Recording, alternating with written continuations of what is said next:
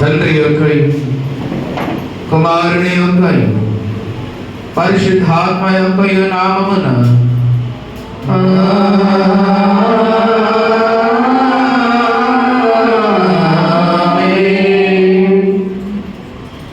నీ వెలుగును నీ సత్యమును బయలుదేర చేయము. అవి నాకు త్రోవ చూపును. అవి నీ పరిశుద్ధ పర్వతమునకును నీ నివాస స్థలమునకును నన్ను తోడుకొనవచ్చును. అప్పుడు నేను దేవుని బలిపీఠమునందు నాకు ఆనంద సంతోషములు కలుగు చేయు. దేవుని ఎదుగు చేరదను. దేవా నా దేవా సితారా వాయించుచు నీకు కృతజ్ఞతాస్తుతులు చెల్లించదను.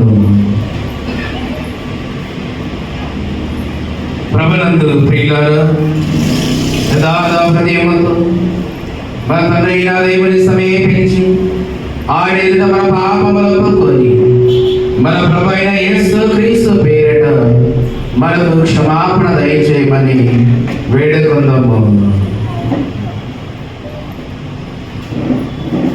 ప్రభువు నామము వలననే మనకు సహాయము కలుగుచున్నది. భూమి ఆకాశములను సృజించినవాడు ఆయనే. ప్రభువు సన్నిధి నాయతి క్రమముల నేను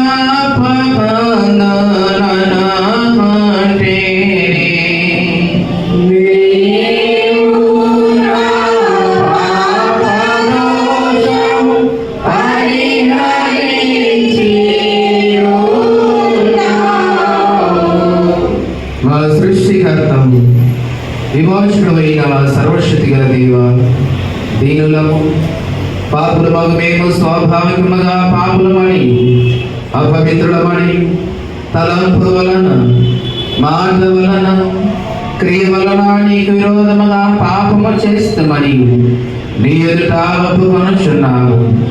కావున మేము మా ప్రభువైన యేసుక్రీస్తు నిమిత్తమున నీ కృపను వెదకొచ్చు వేడుకొనొచ్చు. మితిలేని కనికరము గల నీ యొద్దకు ఆశ్రమలకై వచ్చుచున్నాము. మా కొరకు చనిపోవడకై నీ జైతిక కుమారుడిచ్చిన ఆయన నిమిత్తమున మా సమస్త పాపములకు క్షమాపణ దయచేయము. మేము నీ కృప చేత నిత్యజీవ పొందునట్లు నిన్ను గూర్చి నీ చిత్తములను గూర్చి సరైన నాలుగు నీ వాక్యములకు తగిన విధేయతలు మాయను నీ పరిశుద్ధాత్మను వృద్ధి పొందింపమని మా ప్రభువైన యేసుక్రీస్తు ద్వారా వేడుకొనుచున్నాము. ఆమేన్. మన పరలోకపు తండ్రియగు సర్వశక్తిగల దేవుడు మనలను కనికరించి మన కొరకు చనిపోవడమై తన ఏక కుమారునిచ్చి ఆయన మూలమున మన పాపములన్నిటినీ క్షమించుచున్నాడు. ఆయన నామమున శ్వాసం ఉంచు వారికి దేవుని కుమారుడు అధికారం ఇచ్చుచు వారికి తన పరిశుద్ధాత్మను అనుగ్రహించును. నమ్మి బాప్తిస్మ పొందిన వాడు రక్షింపబడును.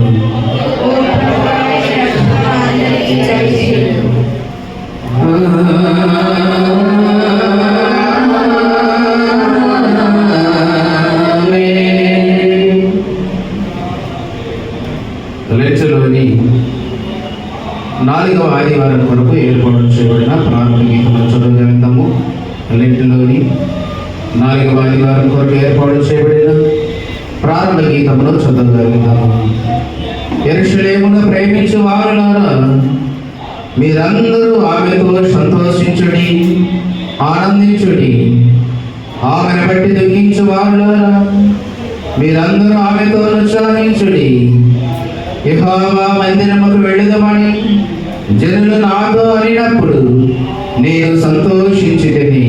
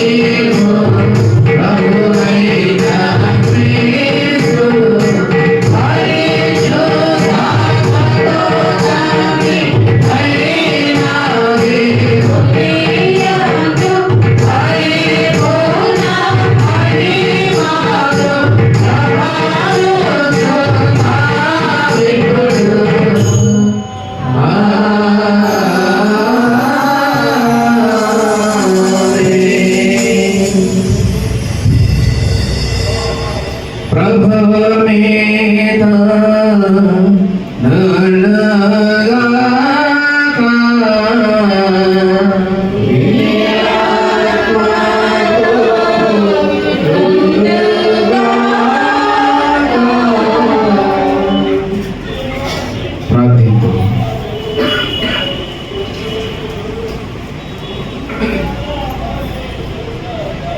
సర్వశక్తి గల దేవ, మా దుష్ట క్రియలను బట్టి శిక్షకు పాత్రమై ఉన్న మమ్మను నీ కృపచే ఆదరించి నీ కరుణతో విడిపింపుమని నీతోనూ పరిశుద్ధాత్మతో సదా ఏకా దేవుడవై యుగ యుగముల జీవించుచు పరిపాలించుచున్నట్టు నీ కుమారుడు మా ప్రభువులైన యేసు క్రీస్తు ద్వారా నేను వేడుకొనుచున్నాము.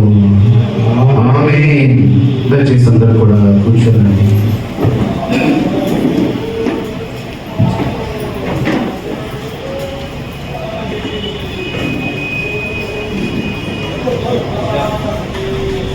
ప్రభునందు ప్రియమైన దేవుని సంగమా ప్రియులారా, లేచి కాలంలోని 4వ ఆదివారం కొరకు ఏర్పాటు చేయబడిన పరిశుద్ధ గ్రంథం నుండి దైవ లేఖన భాగములను చదువుదాము. మొదటిగా పత్రికా పాఠ్య భాగము అపోస్తలుడైన పౌలు గారు గలతీయులకు రాసిన పత్రిక 4వ అధ్యాయము 21 నుండి 31 వరకు ఉన్న లేఖనాన్ని చదువుకుందాం. గలతీయులకు రాసిన పత్రిక 4వ అధ్యాయము 21వ వచనం నుండి 31 వరకు ఉన్న లేఖన భాగములు పత్రికా పాఠ్య భాగముగా చదవగలుగుతాము. మన దగ్గర ఉన్నటువంటి ఆగ్నేయ గారు సమీపంలోని పత్రికా పాఠ్య భాగాన్ని చదివించాలని ప్రేమతో వాడి ముందుకు ఆహ్వానిస్తూ సంధ్యానిస్తూ ఉన్నాను.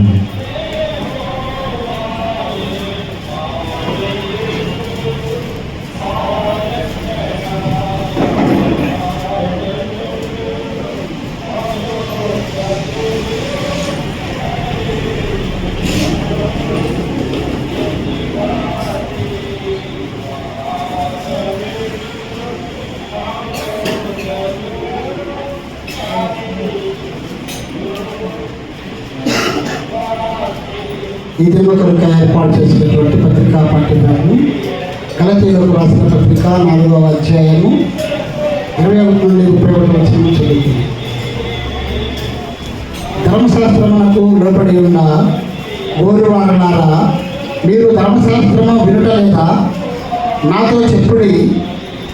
దాని వలన ఒకడును స్వతంత్రురాలి వలన ఒకడును 2 కుమారులు అబ్రహాములకు కలిగిరని వ్రాయబడి ఉన్నది కదా. అయినను దాసి వలన పుట్టినవాడు శరీర ప్రకారము పుట్టెను, స్వతంత్రురాలి వలన పుట్టినవాడు వాగ్దానమును బట్టి పుట్టెను. ఈ సంగతులు అలంకార రూపకముగా చెప్పబడి ఉన్నవి. ఈ స్త్రీలు 2 నిబంధనలై ఉన్నారు. వాటిలో ఒకటి సీనాయి కొండ సంబంధమైనదై దాస్యములో ఉండుటకు పిల్లలు కనును. ఇది హగరు. ఈ హగరు అనునది అరబీ దేశంలో ఉన్న సీనాయి కొండయే. ప్రస్తుతం ఉన్న యెరూషలేము దాని పిల్లలతో కూడా దాస్యం ఉన్నది కనుక ఆ నిబంధన దానికి దీటై ఉన్నది. అయితే పైనున్న యెరూషలేము స్వతంత్రముగా ఉన్నది. అది మనకు తల్లి. ఇందుకు కనని గుడ్రాల సంతోషించుము, ప్రసవ వేదన పడని దాన బిగ్గరగా కేకలు వేయుము. ఏలైనగా పెనిమిటి గల దాని పిల్లల కంటే పెనిమిటి లేని దాని పిల్లలు బహు విస్తారముగా ఉన్నారు అని వ్రాయబడి ఉన్నది. సహోదరులారా, మనమును ఇస్సాకు వలె వాగ్దానమును బట్టి కుమారులమై ఉన్నాము. అప్పుడు శరీరమును బట్టి వాడు ఆత్మను బట్టి వారిని ఎలాగూ హింస పెట్టినో ఇప్పుడును అలాగే జరుగుతున్నది. ఇందులో గురించి లేఖనమేమి చెబుతున్నది? దాసిని దాని కుమారుని వెళ్ళగొట్టుము. దాసి కుమారుడు స్వతంత్రురాలి కుమారునితో పాటు వారసుడై ఉండడు. కాగా సహోదరులారా, మనము స్వతంత్రురాలి కుమారులమే కానీ దాసి కుమారులను కాము. ఇంతటితో పత్రికా పాఠ్య భాగము ఇంత పర్యంతం. నిందితుడై క్రీస్తు మరణ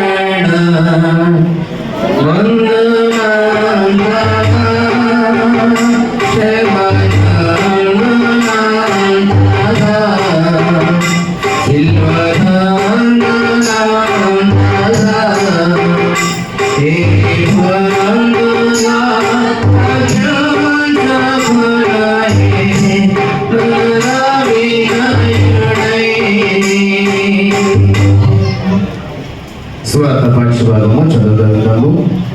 పరిశుద్ధులైన యోహాను గారు రాసిన సువార్త పాఠ్యభాగము 6వ అధ్యాయము 1 నుండి 15 వచనాలు కలిగిన లేఖన భాగం చదువుకుందాం. యోహాను సువార్త 6వ అధ్యాయము 1 నుండి 15 వచనాలు కలిగిన లేఖన భాగమును మా సహోదరి జోష్న సమీపంలోని దేవుని వాక్యాన్ని చదివించాలని ప్రేమతో ఆహ్వానిస్తూ ఉన్నాను.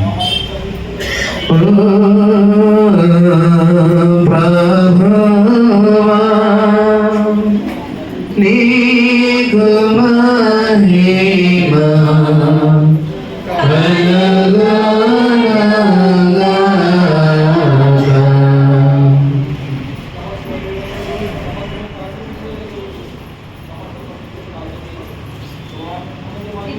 ఏర్పాటు చేయబడిన సువార్త పాఠ్యభాగము యోహాను సువార్త 6వ అధ్యాయము 1 నుంచి 15 వచనాలు చదువుకున్నాం.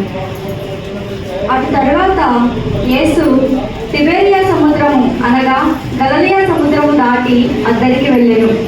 రోగుల ఎడల ఆయన చేసిన సూచక్రియలను చూసి బహుజనులు ఆయనను వెంబడించిరి. యేసు కొండ ఎక్కి అక్కడ తన శిష్యులతో కూడా కూర్చుండెను. అప్పుడు పస్కా అను యూదుల పండగ సమీపించెను. కాబట్టి యేసు కన్నులెత్తి బహుజనులు తన యొద్దకు వచ్చిన చూచి వీరు భుజించుటకు ఎక్కడ నుండి రొట్టెలు కొని తెప్పిందుమని ఫిలిప్పును అడిగాను. కానీ ఏమి చేయనై ఉండెను. తానే ఎరిగియుండి అతనిని పరీక్షించుటకు అలాగడిగాను. అందుకు ఫిలిప్పు వారిలో ప్రతి వాడును కొంచెం కొంచెం పుంజుకొనుటకైనా 200 దేనారముల రొట్టెలు చాలవని ఆయనతో చెప్పాడు. ఆయన శిష్యులలో ఒకడు అనగా సీమోను పేతురు సహోదరుడైన ఆంద్రేయ ఇక్కడ ఉన్న ఒక చిన్నవాని వద్ద 5 యావల రొట్టెలు 2 చిన్న చేపలు ఉన్నవి కానీ ఇంతమందికి ఇవి ఎంత మాత్రమని ఆయనతో అనగా యేసు జనులను కూర్చుండబెట్టుడని చెప్పాను. ఆ చోట చాలా పచ్చిమేడు ఉన్నది కనుక లెక్కకు ఇంచుమించు 5,000 మంది పురుషులు కూర్చుండి. యేసు ఆ రొట్టెలు పట్టుకొని కృతజ్ఞతాస్తుతులు చెల్లించి కూర్చున్న వారికి వడ్డించెను. అలాగూ చేపలు కూడా వారికి ఇష్టమైనంత మట్టుకు వడ్డించెను. వారు తృప్తిగా తిన్న తరువాత ఏమీ నష్టపడకుండా మిగిలిన ముక్కలు పోగు చేయుడని తన శిష్యులతో చెప్పెను. కాబట్టి వారు భుజించిన తరువాత వారి యొద్ద మిగిలిన 5 యావల రొట్టెల ముక్కలు పోగు చేసి 12 గంపలు నింపిరి. ఆ శిష్యులు యేసు చేసిన సూచక క్రియను చూచి నిజముగా ఈ లోకంలో రాబో ప్రవక్త ఈయనే అని చెప్పుకొనిరి. రాజుగా చేయటకు వారు వచ్చి తను బలవంతంగా పట్టుకొనబోచున్నారని యేసు ఎరిగి మరలా కొండకు ఒంటరిగా వెళ్ళెను. ప్రయాంతరము స్వార్థ పాఠ్యభాగం అందించున్నాను.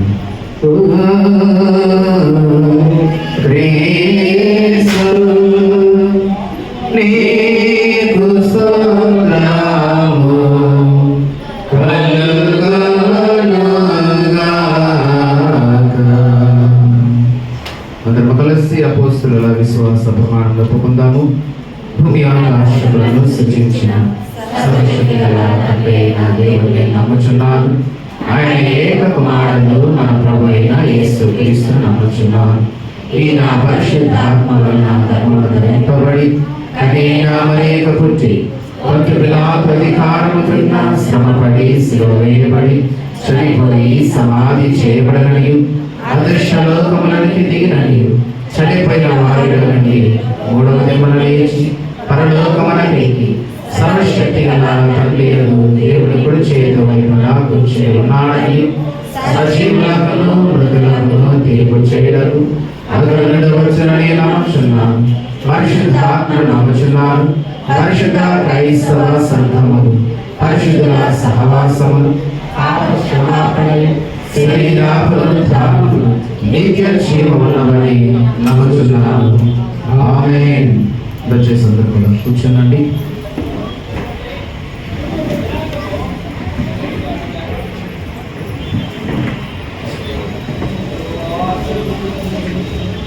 ప్రభునందు ప్రియమైన దేవుని సంఘమా ప్రియులారా, లెంచ కాలంలోని 4వ ఆదివారం కొరకు చదవబడినటువంటి పాఠ్యభాగం నుండి 10 నిమిషాలు మనమందరం కూడా దైవ సందేశాన్ని, దేవుని మాటలను పరిశీలన చేయబోయే ముందుగా సమయంలో మరొక ప్రత్యేకమైన కీర్తనతో దేవుని నామాన్ని మనం నేర్చుకున్నాము. సమయంలో కీర్తన పాట వినిపించడానికి మన దగ్గరలోని స్త్రీల సమాజంలో ఉన్నారు. సమయంలో వీరందరూ కలిసి కీర్తన పాట వినిపించవలసిందిగా ప్రేమతో వారిని ముందుకి ఆహ్వానిస్తూ ఉన్నాను.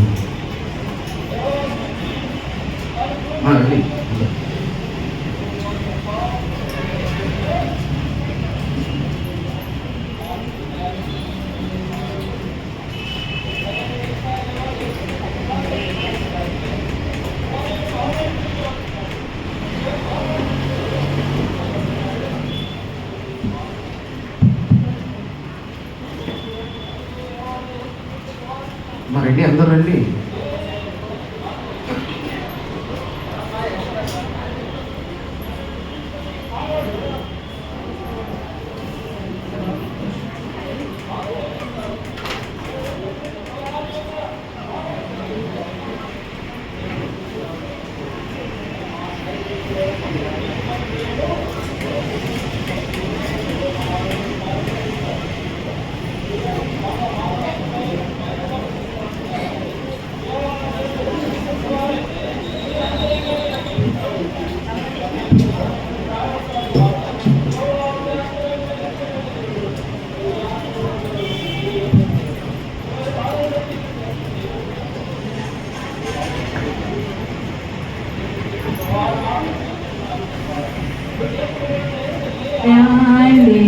చాలించి పాడుదము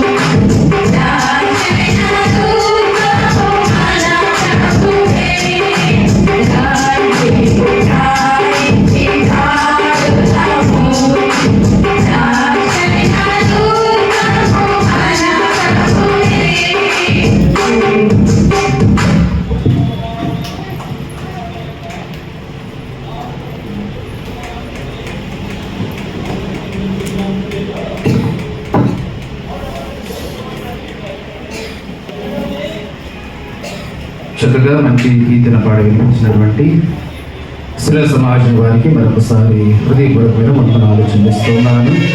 దయచేసి అందరూ కూడా పైకి లేచి నిలబడినట్లయితే దైవ ఆశీర్వాదం తీసుకొని దేవుని వైపుకి వెళ్ళారు. తండ్రి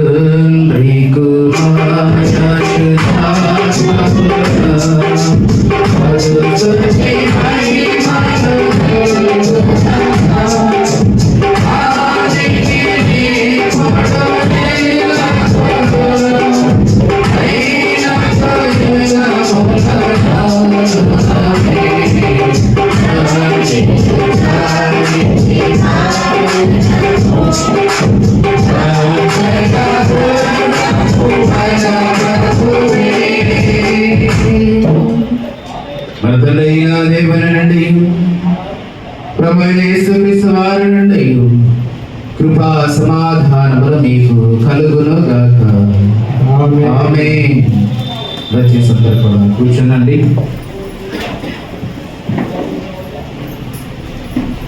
ప్రభునందు ప్రియమైన క్రైస్తవ సంఘమా, దేవుని ప్రియులారా, ప్రత్యేకమైన ఈ సమయంలోని లెంటి కాలంలోని 4వ ఆదివారపు ఆరాధనలో చదువుకున్నటువంటి పాఠ్య భాగం అండి. 10 నిమిషాలు మనమందరం కూడా దైవ సందేశాన్ని పరిశీలన చేద్దాం. ఈ సమయంలోని వర్తమానం అందించాలని మన మధ్యలోనికి జాన్సన్ అన్న వచ్చారు. మరి వచ్చినట్లయితే దయచేసి ఉన్నాడా సింగర్ ఉన్నారు కింద పైకి మాకు ఒకవేళ అన్నయ్య ఉన్నట్లయితే దయచేసి మీరు రావాలని ప్రేమతో ఇద్దరు కూడా మనం చేస్తూ ఉన్నాను. ఒక 2 minutes ఒకవేళ రాకపోతే మళ్ళీ ప్రారంభం చేస్తున్నాం. ఒకవేళ వచ్చినట్లయితే వస్తానని చెప్పాడు.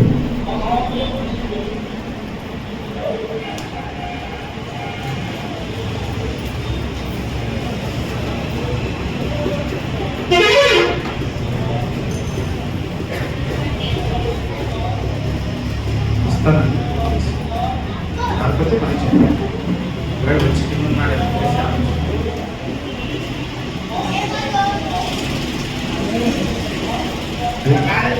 మంచి ప్రియులారా, ప్రార్థన చేసుకొని దేవుని వైపు తలలు వచ్చండి, ప్రార్థించుకుందాం.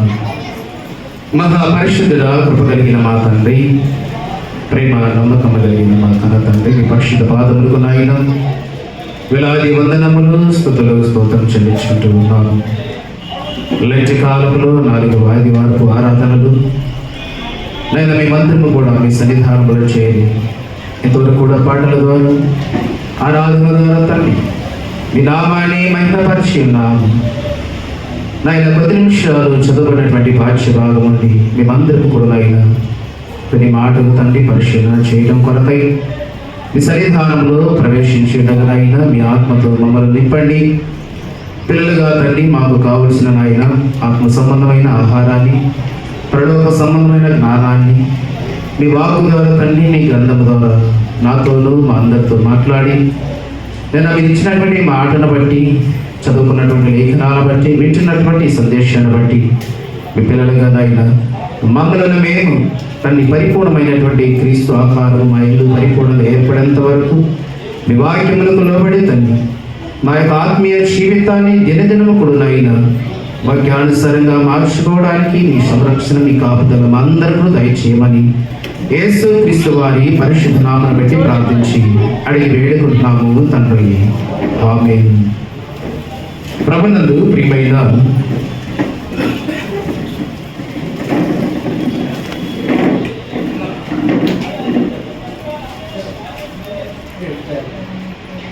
ప్రియుల మంచిది సమయంలోని ప్రాముఖ్యంగా మరొక పర్యాయము మరి సెమిటి వైస్ ప్రిన్సిపాల్ గారు జాన్సన్ గారు ఎంతో ఆసక్తితో మరొక పర్యాయము మన మధ్యకు వాక్య పరిచర్య దైవ సందేశాన్ని అందించడం కొరకు వచ్చి ఉన్నారు.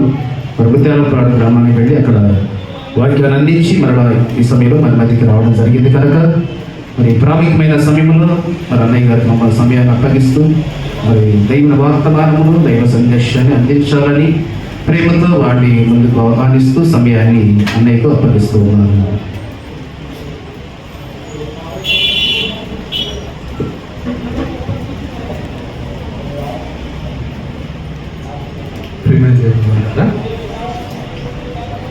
దేవుని మహాకృపను బట్టి మరొకసారి మీకు ఈ విధంగా రావడానికి ఈ అవకాశం దక్కింది.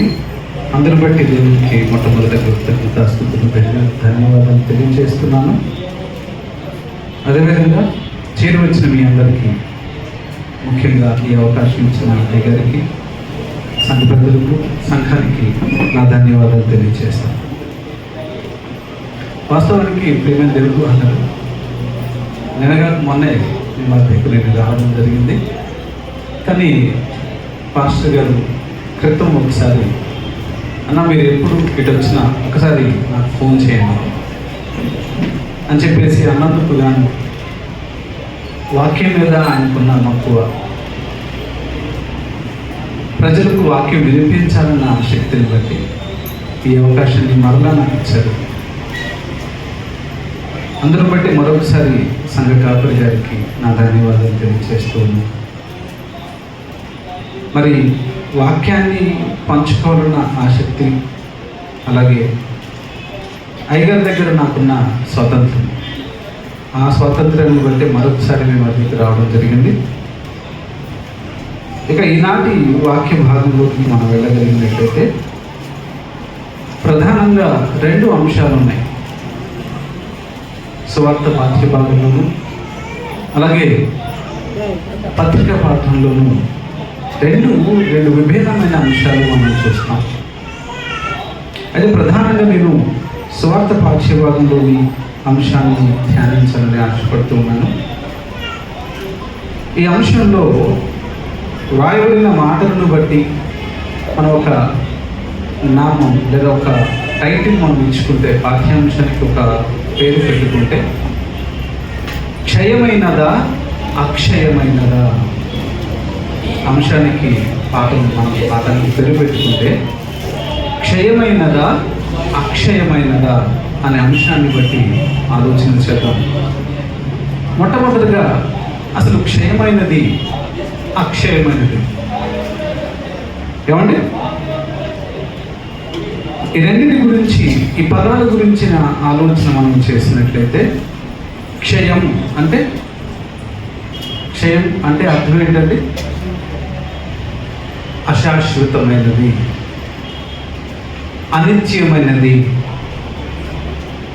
లేదా భూ సంబంధమైనది, ప్రకృతి సంబంధమైనది, ఉండనిది. మరొకసారి, క్షయం అనంటే అశాశ్వతమైనది, అనిత్యమైనది, ప్రకృతి సంబంధమైనది, భూ సంబంధమైనది, ఉండనిది. అలాగే అక్షయమైనది అనగానే ఇక దీనికి పూర్తిగా విరుద్ధం, అంటే వ్యతిరేక భావం. నిత్యమైనది, ఎప్పుడూ ఉండేది, శాశ్వతమైనది, కంటికి కనబడనిది, పరలోక సంబంధమైనది. అక్షయమైనది అనగానే శాశ్వతమైనది, నిత్యమైనది, ఎప్పుడూ ఉండేది, పరలోక సంబంధమైనది. ఈ రెండు, ఈ అర్థాన్ని తెలిసిన వెంటనే మనం ఏం కోరుకుంటాం చెప్పండి? జనరల్గా మనం ఏం కోరుకుంటామంటే ఎప్పుడు ఉండేది కావాలని కోరుకుంటాం, అంతేనా? అంత దాక్కడు కాదు, అసలు మనం పరలోక సంబంధమైన దాని కాదు, భూ సంబంధమైన వాటిలోనే ఎక్కువ కాలం ఉండేది కావాలని కోరుకుంటామా లేదా? వస్తువు కొనినా, ఏమండి, ఒక ఆహార పదార్థం కొనినా, ఒక వస్త్రం కొనినా, చివరికి మనం ఈ శరీరపరమైనది లేదా ఆరోగ్యం విషయంలో ఎక్కడికి వెళ్తే మనం ఎక్కువ కాలం బ్రతుకుతామని ఆలోచిస్తాం. మళ్ళా జాగ్రత్తగా అర్థం చేసుకోండి, ఈ భూమి మీద ఈ చిన్న జీవితంలోనే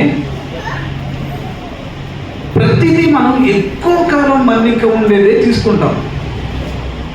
వస్తువైనా, వస్త్రమైనా, తినే ఆహారమైన పదార్థమైనా, ఇక చివరికి దేహ సంబంధమైన ఆరోగ్యానికి సంబంధించిందైనా కూడా ఎక్కువ కాలం మనల్ని నిలిపి ఉంచేది, ఎక్కువ కాలం మనతో ఉండేదాన్నే ఆశపడతాం. ఇలా ఎక్కువ కాలం ఉండాలి అనే ఒక ఆశ మనలో ఉంది. కానీ విచిత్రం ఏంటంటే అసలైన ఎక్కువ కాలం, అసలు శాశ్వత కాలం ఉండే దాని గురించి మాత్రం ఆలోచించం. ఇక్కడ మనకి చాలా వైరుధ్యం జరుగుతుంది.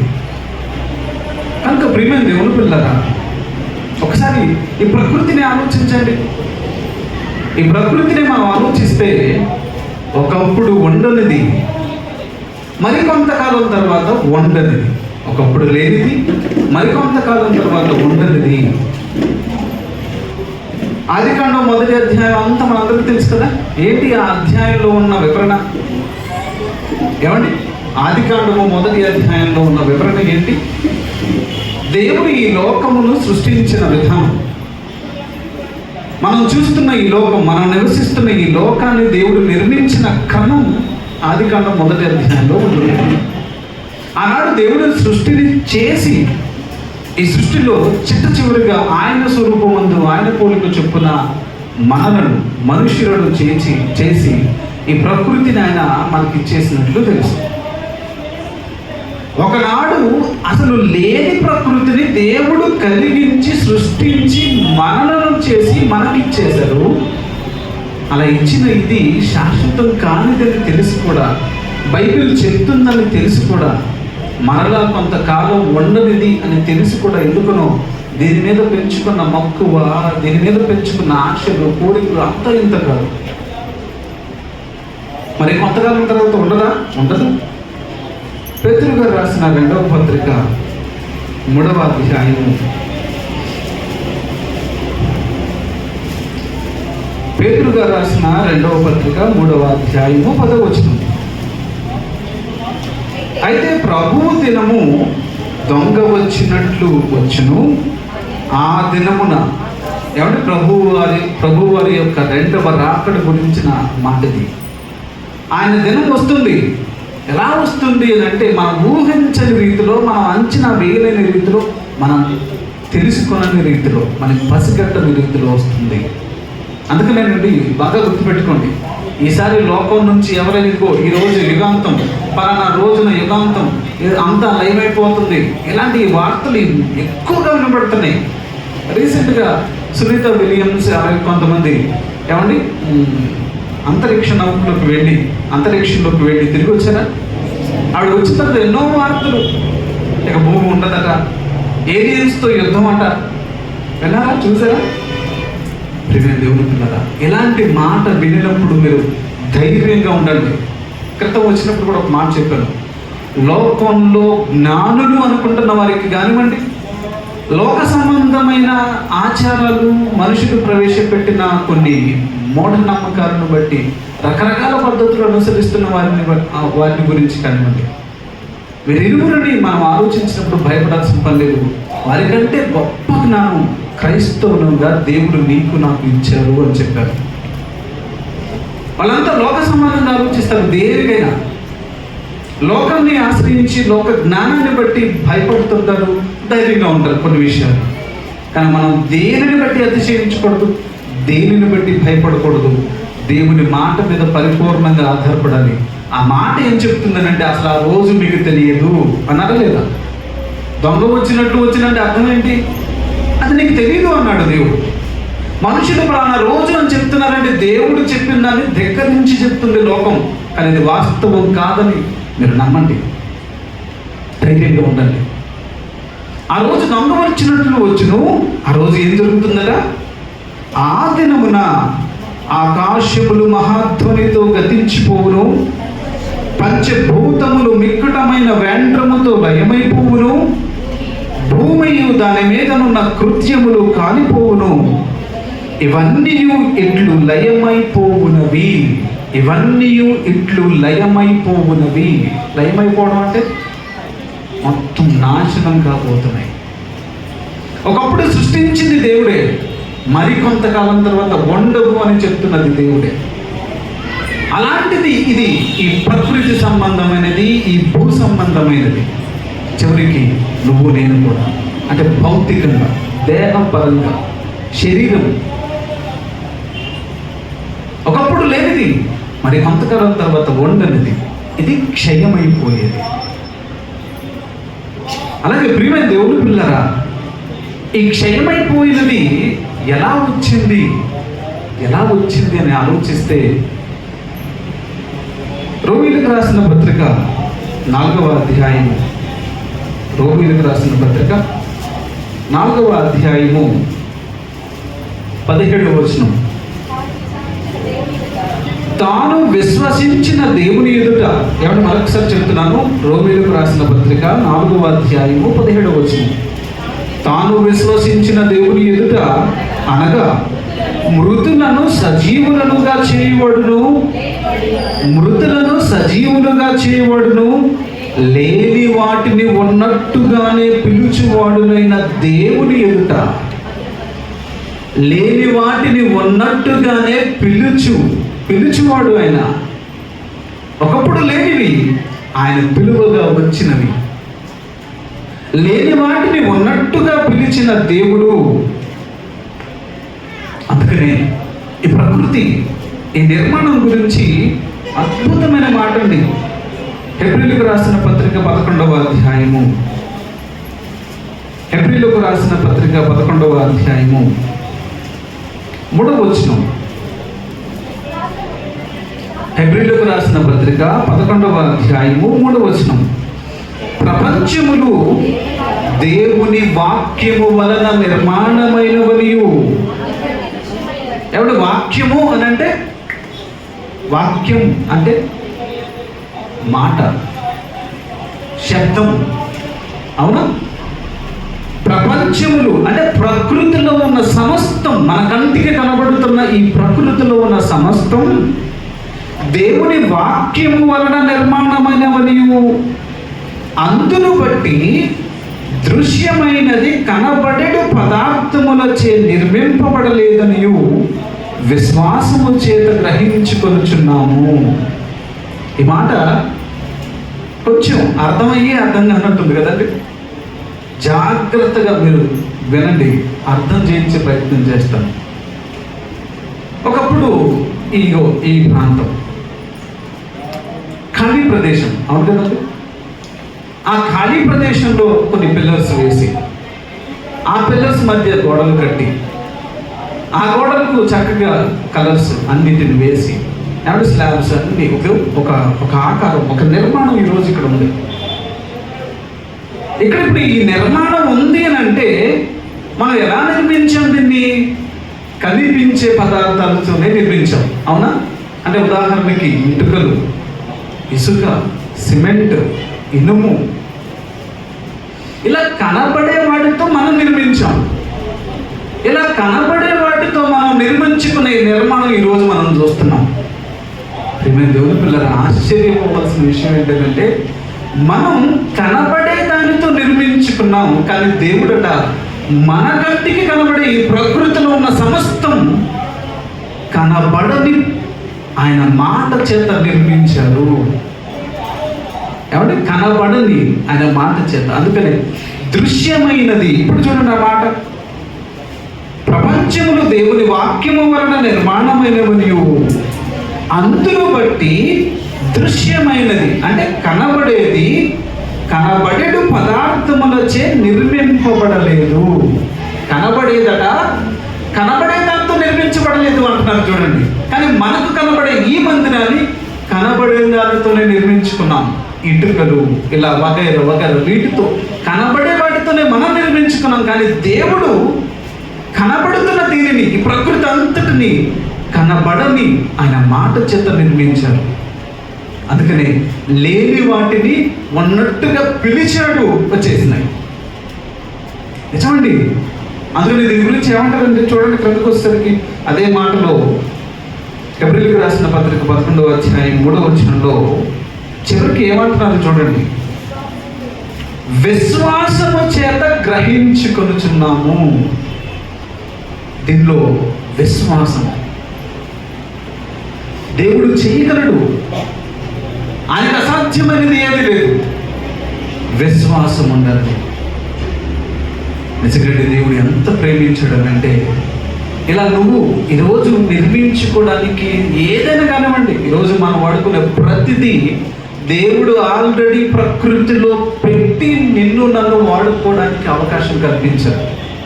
ఏదైనా సరే ఆయన నిర్మించి, ఆయన ఆల్రెడీ ప్రకృతిలో పెట్టిన దాన్ని మనం తీసుకుని వాడుకుంటున్నాం, రకరకాలుగా దాన్ని మలుచుకొని. కానీ ఎవరు కూడా, ఏ ఒక్కరు కూడా కనబడని దానిని వాళ్ళు సృష్టించి దాన్ని మనకు కనబడేదిగా ఇవ్వగలరా?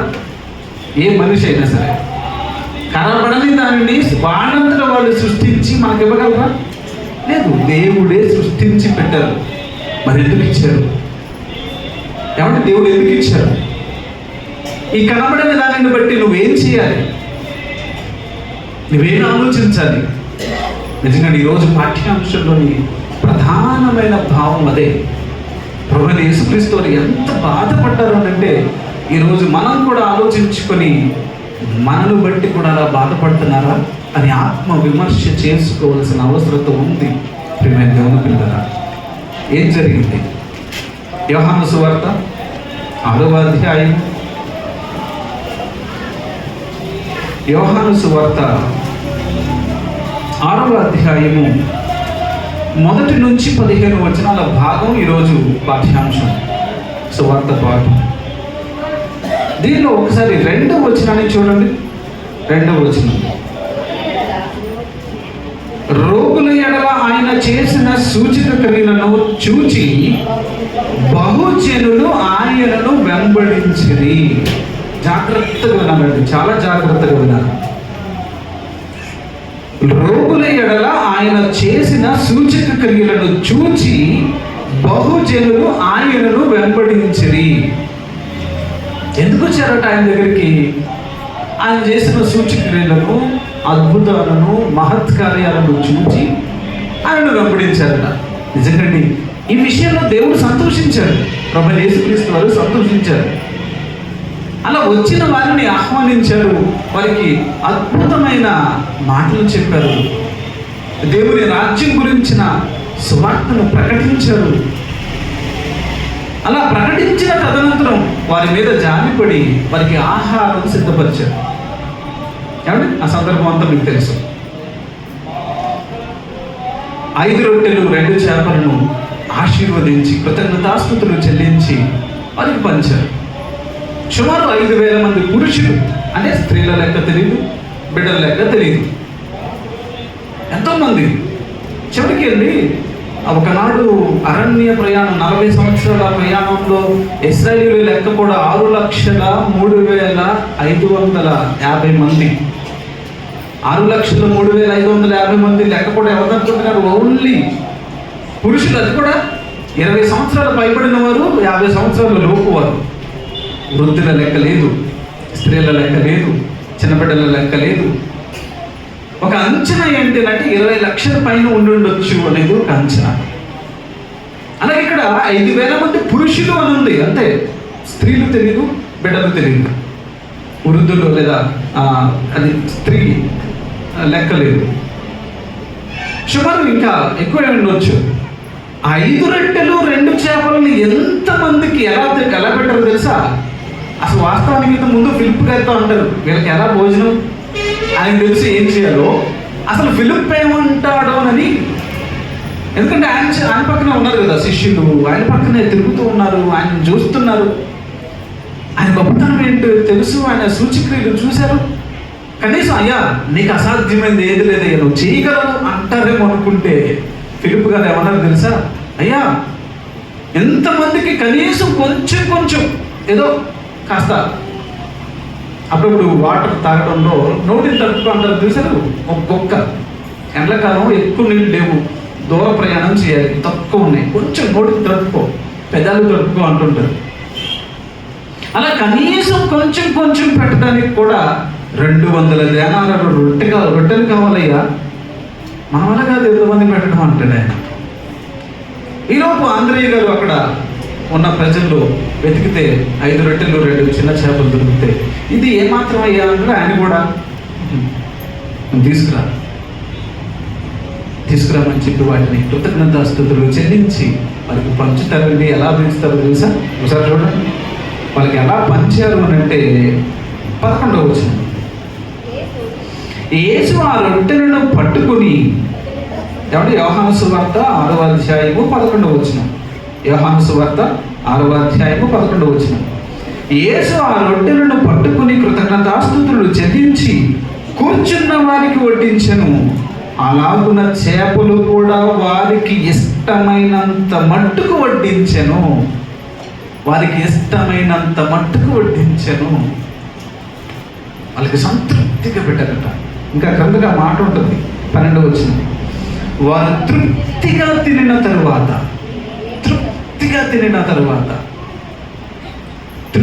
తిన్న తరువాత కూడా మరలా మిగిలిన వాటిని గంపల్లో ఎత్తించారట. తీరా అలా ఎత్తినప్పుడు 12 గంపలు నిండినటండి. ఏమండి, జనరల్గా ఆలోచించండి, కడుపు నిండిపోయింది, వాళ్ళకి తృప్తిగా తినేశారు, పని అయిపోయింది. మిగిలిన వాటితో ఏం పని అండి ఆయనకి? ఎందుకు ఆ మిగిలిన వాటిని ఎత్తించారు చెప్పండి? ప్రియమైన దేవుని పిల్లరా, ఈరోజు కూడా మనుషుల్లో ఉన్న నిర్లక్ష్యం ఏంటంటే, నువ్వు తింటున్న ఆ మొత్త ఎలా వస్తుందో నువ్వు ఆలోచించట్లేదు కనుక నీకు నిర్లక్ష్యం. వృధా చేస్తాం మనం. ఆ పట్టినన్నం దొరకక ఎంతోమంది ఎంత కష్టపడతారో బయటికి వెళ్ళి చూస్తే అర్థమవుతుంది. దేవుడు నీకు నాకు ఏమన్నా చక్కగా మన చెంతకు చేరుస్తుంటే కడుపారా తింటాం, మిగిలింది పారేసేస్తాం. ప్రియమైన దేవుడి పిల్లలు, ప్రతిదీ దేవుడు అండి ప్రతి విషయంలో మనకు నేర్పిస్తారండి. నువ్వు నిజంగా ఆయన దగ్గర కూర్చోరు కానీ సంతోషంగా మంచి మనసుతో నేర్చుకోవాలన్న ఆసక్తితో ఆయన మాటలను వినాలి కానీ ప్రతి విషయంలో నిన్ను నన్ను ఉన్నతమైన స్థితికి తీసుకెళ్తారు, మనల్ని ఆలోచింప చేస్తారు. ఇగో చూసారా, చివరికి నువ్వు తిన్న తర్వాత మిగిలింది పక్కన పెట్టి లేని వారికి పాయకు, పాడు చేయకు. మనం ఇంకంతా ఎదిగిపోయామండి. ఈరోజు ఫ్రిడ్జ్లో వచ్చేయండి, లోపల పెట్టడం, వేడి చేయడం, తినడం, మళ్ళీ లోపల పెట్టడం, మళ్ళీ వేడి చేయడం, మళ్ళీ తినడం.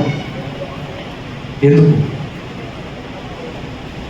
ఏమండి, మన తోటి వారు మన చుట్టూ ఉన్నారు. కాస్తంత బయటికి వెళ్తే అర్థమవుతుంది. ఈ రోజు చాలండి. ఎక్కువ ఒకవేళ ఎవరో వస్తారని వండేసాం, మిగిలిపోయింది, పంపించండి. ఆ రోజు ఫ్రెష్గా ఇంకొకరు తింటారు. నువ్వు ఫ్రిడ్జ్లో పెడతావు, తింటావు, రోగాలు తెచ్చుకుంటావు, నీకు ప్రమాదం, ఇంకొకరికే పెడతావు. నిజంగా దేవుడు అదే బాధపడతారండి. ఏదో ప్రత్యేకంగా ఇదిగో ఈ సందర్భం అంటే లెంట్ డేస్ ఉపవాసం ఉంటాం. అవునా? ఈ ఉపవాసం ఉండి మనం అసలు దేవుడు ఆ ఉపవాసాన్ని మెచ్చుకుంటాడా లేదని ఎప్పుడైనా ఆలోచించారా? 58వ అధ్యాయం తర్వాత చదవండి. యెషయా గ్రంథం రాసుకొని 58వ అధ్యాయం చదవండి. నిజంగా తండ్రి నా ఉపవాసం నీకు నచ్చిద్దా అని అడిగి ప్రశ్న వేసుకొని అప్పుడు మనస్ఫూర్తిగా ధ్యానపూర్వకంగా చదవండి. అక్కడ ఏమని ఉంటాడో తెలుసా? నువ్వు ఉపవాసం ఉంటావు, నీ ఆహారం నీకే ఉంటుంది, పక్కనోడికి ముద్ద కూడా పెట్టవు నువ్వు అంటాడు. ఇలాంటి ఉపవాసం నాకు అనుకూలమా అని ప్రశ్నిస్తాడు ఆయన. నువ్వు చేసే ఉపవాసం నాకు అనుకూలమా? ఈరోజు నువ్వు తినాలనుకున్నది నువ్వు మానేసావు అనుకో, సరే పోనీ నువ్వు తినాల్సిన తిండి పక్కనోడికి పెట్టు. తినాల్సింది పెట్టడం కాదు కదా, మిగిలిపోయింది కూడా పెట్టడం మనం. ప్రియమైన దేవుని పిల్లల, ప్రభువైన యేసుక్రీస్తు వారు ఇక్కడ ఈ మొక్కలను ఎత్తించింది ఎందుకనంటే, ఒక సందర్భంలో అంటది కనాను స్త్రీ, అమ్మా నేను ఇశ్రాయేలీయుల ఇంటి దగ్గరికి వచ్చాను, నేను పిల్లల నోటి దగ్గర రొట్టె ముక్క కుక్క పిల్లలకి వేయడం మంచిది కాదు కదమ్మా అంటాడు. అప్పుడు అక్కడ అంటది, అవునయ్యా నువ్వు చెప్పింది నిజమే, పిల్లలు తినేటప్పుడు ఒకవేళ క్రింద పడింది కుక్క పిల్లలు తింటాయి కదయ్యా. ప్రియమైన దేవుని పిల్లల, మనం తిన్న తర్వాత నేను కనీసం మిగిలినది మన తోటి వారికి, లేని వారికి, తినేవాళ్ళు చాలా మంది ఉంటారు బయట, ఆహారం దొరకనది అలాంటి వరకు ఖచ్చితంగా తీసుకెళ్ళి ఇవ్వండి. ఎంత సంతోషపడతారు తెలుసా? వాళ్ళ ముఖంలో ఆనందం మీరు చూస్తే మళ్ళీ మళ్ళీ ఇవ్వాలనిపిస్తుంది తెలుసా? ట్రై చేయండి, దేవుడు మెచ్చుకుంటారు. రైట్. ఎంతమందికి ఈ చిన్ని 2 చేపలు ఆ 5 రొట్టెలు ఎలా పంచారు? ఏం ఆలోచించాలి ప్రజలు? ఇప్పుడు ఏం ఆలోచించాలి? ఏం ఆలోచించారు? నిజంగా యేసుక్రీస్తు వారు ఎందుకు చేశారు? అసలు వాళ్ళు ఎందుకు వచ్చారు ఆయన దగ్గరికి? మొట్టమొదట మనం చదువుకున్న 2వ వచనంలో ఎందుకు వచ్చారట? ఆయన చేసిన సూచక క్రియలను బట్టి, అద్భుతాలను బట్టి వచ్చారు. అంటే ఈయన దగ్గర ఒక గొప్ప శక్తి ఉంది అని వచ్చారు. అలా వచ్చిన వీళ్ళు ఆయన పెట్టిన ఆహారం తిని తృప్తిగా తిని వాళ్ళ ఆలోచన విధానం మారిపోయింది. ప్రియమైన దేవుని పిల్లరా, వాళ్ళ ఆలోచన విధానం మారిపోయింది. నిజంగా దేవుడు ఎంతో బాధపడ్డారు. ఏం మారింది? ఏం ఆలోచించారంటే ఇప్పుడు ఒకసారి 15వ వచనం చూడండి. 15వ వచనం, రాజుగా చేయుటకు వారు వచ్చి తను బలవంతముగా పట్టుకుని పోచున్నారని యేసు ఎరిగి, రాజుగా చేయడానికి వచ్చారటండి. ఇదేంటిది? ఆయన రాజుగా చేయడం వచ్చారు, మంచిదే అనిపిస్తుంది మనకి కదా జనరల్గా. ఆయన రాజుగా చేస్తాం అనుకున్నారు, దీంట్లో తప్పే ఉంది. అంటే ఆయన పైన, అందరికంటే పైన అధికారిగా ఉండి వాళ్ళందరినీ పరిపాలించే అధికారం కదా, అది తప్పే ఉంది. దీనిలో తప్పు పట్టాల్సిందేముంది అని మనకు అనిపిస్తుంది. వాస్తవానికి నేనుగా తప్పట్టింది ప్రభువైన యేసుక్రీస్తు వారే. వీళ్ళ ఆలోచన విధానాన్ని ఆయన మెచ్చుకోకపోగా బాధపడ్డారు. అసలు ఆయన ఆ విధంగా పంచిపెట్టడంలో ఉన్న ముఖ్య ఉద్దేశం వేరు, వీళ్ళు ఆలోచిస్తున్నది వేరు. ఏం ఆలోచించారు తెలుసా? ఎంతగా అసలు ఏమి కొరత లేకుండా మనకు సమృద్ధిగా అన్నీ ఇవ్వగలిగిన ఈయన మనకు రాజైతే మాత్రం ఇక మనకి ఏ కుదురు ఉండదు అనుకున్నారండి. యేసుక్రీస్తు వారు మొట్టమొదటి చేసిన సూచక్రియ ఏంటి? ఏమండి? Very good. కానా ఊరిలో నీటిని ద్రాక్షారసంగా మార్చిన సందర్భం ఎక్కడ ఉన్నది? యోహాను సువార్త 2వ అధ్యాయంలోనే ఉంటుంది. యోహాను సువార్త 2వ అధ్యాయం 1వ వచనం నుంచి ఈ సందర్భం ఉంటుందండి. ఈ సందర్భంలో వాస్తవానికి ఆయన ఆ వివాహానికి అతిథిగా ఆహ్వానించబడతారు. ఆయన శిష్యులు అతిథులుగా వచ్చారు. ఈలోపు మధ్యలోనే ద్రాక్షరసం అయిపోతుంది. ఏమండి? జనరల్గా ఒక ఫంక్షన్ ఏర్పాటు చేస్తే మనం ఎలా చేస్తాం చెప్పండి? ఇగో ఎంతమంది వస్తారు అని సుమారు ఒక 100-200 మందికి ఎక్స్ట్రానే చేస్తాం. అయితేనా 2000 మంది అనుకోండి, వచ్చేవాళ్ళు 2000 మంది, 1000 మందికి చేసి కూర్చుంటామా? 2500 మందికి చేస్తాం. అటు ఇటు మిగిలింది కానీ తగ్గకూడదు అనుకుంటాం. నిజంగా ఒక మంచి మనసు ఉన్న వ్యక్తి ఎవరైనా సరే ఇలా చేస్తారు. ఒక 100 మందికి ఎక్స్ట్రానే చేస్తారు. అలాంటిది మధ్యలోనే ద్రాక్షరసం అయిపోవడం ఏంటి? ఏమండి? మీరు గమనించారా ఎప్పుడైనా బయట ఫంక్షన్స్కి వెళ్ళినప్పుడు మధ్యలోనే అయిపోతుంటాయి? ఏదో తేడా జరిగింది. ఎందుకు? ఎక్కువ లెక్క వేసుకుని చేస్తారు, కానీ మధ్యలో అయిపోయిందంటే మధ్యలో ఎవరో దాన్ని దుర్వినియోగపరిచారు. అలాంటి వాళ్ళు అప్పుడు మనం కూడా ఉంటుంటాం కదా. తింటాం, మళ్ళీ బాక్సులు తీసుకెళ్తాం ఇంటికి. ఒక్కొక్కడికి ఒక్క కిలియే, కానీ 4 జేబులు పెట్టుకుని ఒకటి తింటూ వెళ్తుంటాం. దేవుని పిల్లరా, ఎందుకనో ఇదేముండదు అనుకుంటాం, కానీ అరే నేను క్రైస్తవుడిని, నన్ను చూస్తున్న దేవుడు ఉన్నాడనే భయం ఉండదు మనకి. మానేయండి, వద్దు. కావాలంటే బయట కొనుక్కోండి, అక్కడ ఒకటి ఇస్తే ఒకటే తీసుకోండి. ఐస్ క్రీమ్ 1 కప్ ఇస్తే 1 కప్పే తినండి. వద్దు, ఇంకా తినాలనిపిస్తుందా బయటకు వెళ్ళి తినండి. మీ వెనక తినాల్సిన వాళ్ళు ఉన్నారు. సంఘంలో కూడా ఎలాంటి పరిస్థితి ఉంటే పౌరులు కోపడ్డారు. మీ ఇల్లు లేవా మీకు అన్నారు కదా, తెలుసా మీకు? ఇది ద్రాక్షారసం అయిపోయిందట మధ్యలోనే. యేసుక్రీస్తు వారి దగ్గరికి తల్లి వచ్చింది, అయ్యా ద్రాక్షారసం అయిపోయింది, నువ్వే ఏదైనా చేయాలి. అమ్మా నా సమయం ఇంకా రాలేదు, ఎందుకు నువ్వు నన్ను తొందర పెడుతున్నావు అంటే, లేదు లేదు అయ్యా నువ్వే చేయాలి. సరే అని చెప్పేసి ఆ బాణలను నీళ్లతో నింపండి అన్నారు. దేంతో? నీళ్లతో నింపి ఇప్పుడు ముంచి తీసుకెళ్ళండి అంటాడు. అసలు ఆలోచించండి, నీళ్లతో నింపి ఇప్పుడు ముంచి తీసుకెళ్ళండి అంటాడు. వాళ్ళు ఆయన చెప్పినట్టే నిజంగా అంత లోపడ్డారు అంటే ఈరోజు మనం లోపడట్లా. నీళ్లు పోసి తీసుకెళ్ళమంటాడేంటి నా అంట మనం అయితే కదా, అది నీళ్లు కదా తీసుకెళ్ళమంటాడేంటి నా నమ్మకం లేదండి మనకెందుకనో. ప్రతిదానికి లోపం నుంచి నేర్చుకున్న జ్ఞానాన్ని దేవుని జ్ఞానంతో మిళితం చేసి ఆలోచించడం వలన విశ్వాసాన్ని కోల్పోయి ప్రతిదానికి లాజికల్గా ఆలోచిస్తున్నాం. తప్పు. లోక సంబంధమైన ఈ విధానానికి దేవుని అందరి విశ్వాసానికి వ్యత్యాసం ఉంది. విశ్వాసం అదే ఇందాక చదువుకున్నాం. హెబ్రీయులకు రాసిన పత్రిక 11:3 ఆల్రెడీ చదివాం. విశ్వాసము చేత దీన్ని గ్రహించుకొనుచున్నాము. విశ్వాసం చాలా ప్రధానం. వాళ్ళు నమ్మారు. వానలను పూర్తిగా నీటితో నింపారు. ముంచి తీసుకెళ్ళమని కానీ ముంచి తీసుకెళ్ళిపోయారండి. అలా తీసుకెళ్లే లోపు ఎక్కడికైతే వెళ్ళాలో అక్కడికి వెళ్ళి పోసేటప్పటికి అది ద్రాక్షరసంగా మారిపోయింది. అంత ఆశ్చర్యం కదా. లేని వాటిని ఉన్నట్టుగా పిలిచే దేవుడు. నిజంగా ఈ మాట కూడా, లేని వాటిని ఉన్నట్టుగా పిలిచే దేవుడు. ఈ మాట నుండి మన జీవితానికి చాలా జాగ్రత్తగా ఆపాదించుకోవాలి. కొన్నిసార్లు పక్కనోడికి ఏదో ఉందని మనకు లేదని బాధపడతాం. నిజంగా నీకు అది అవసరమైతే నువ్వు అడగాల్సిన పని లేదు. నువ్వు ఆశ్చర్యపోయే రీతిగా అద్భుతకరంగా నువ్వు ఊహించని సమయంలో దేవుడు ఇచ్చేస్తాడు. అది ఏదైనా సరే అని ఇవ్వగలరు. ఆయనకు అసాధ్యమైనది ఏది లేదు. లేని వాటిని ఉన్నట్టుగా పిలుస్తారు ఆయన. ఆ సమయానికి అక్కడ ఎక్కడ నీ చుట్టుపక్కల ఎక్కడ కనిపించదు, కానీ వస్తుంది నీ దగ్గరికి.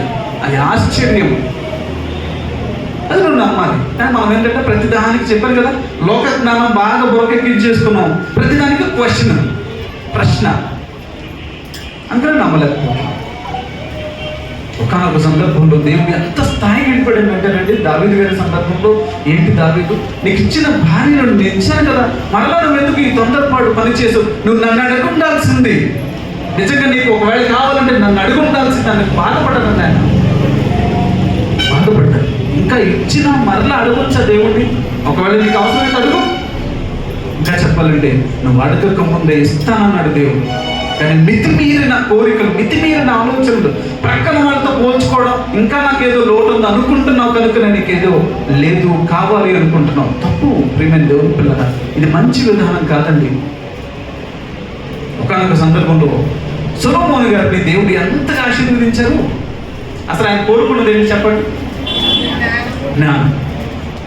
నువ్వు జ్ఞానాన్ని అడిగావు, కానీ నువ్వు అడగని ఘనతను ఇస్తున్నాను, ఐశ్వర్యాన్ని ఇస్తున్నాను అని చెప్పేసి దేవుడు విస్తారాన్ని ఆశీర్వదించారండి. అలాంటి సొలొమోను గారు ఏ స్థాయికి వచ్చేసారో తెలుసా? దేవుడిచ్చిన ఆ ఘనతను ఎందుకు ఇచ్చారో, దాన్ని ఎలా సద్వినియోగం చేయాలో దాని విషయంలో ఫెయిల్ అయిపోయారు, విఫలమైపోయి దేవునికి విరుద్ధంగా కొన్ని కార్యక్రమాలు చేస్తారని ఆ ఘనతను చూసుకుని వెర్రవీగిపోయాడు.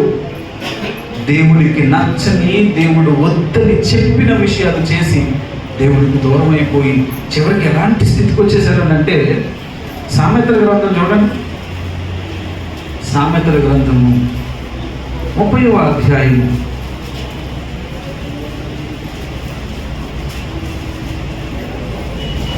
సామెతల గ్రంథము 30వ అధ్యాయము 7వ వచనం నుంచి నేను చదువుతాను. చాలా జాగ్రత్తగా ఆలోచించండి. సామెతల గ్రంథము 30వ అధ్యాయము 7వ వచనం నుంచి.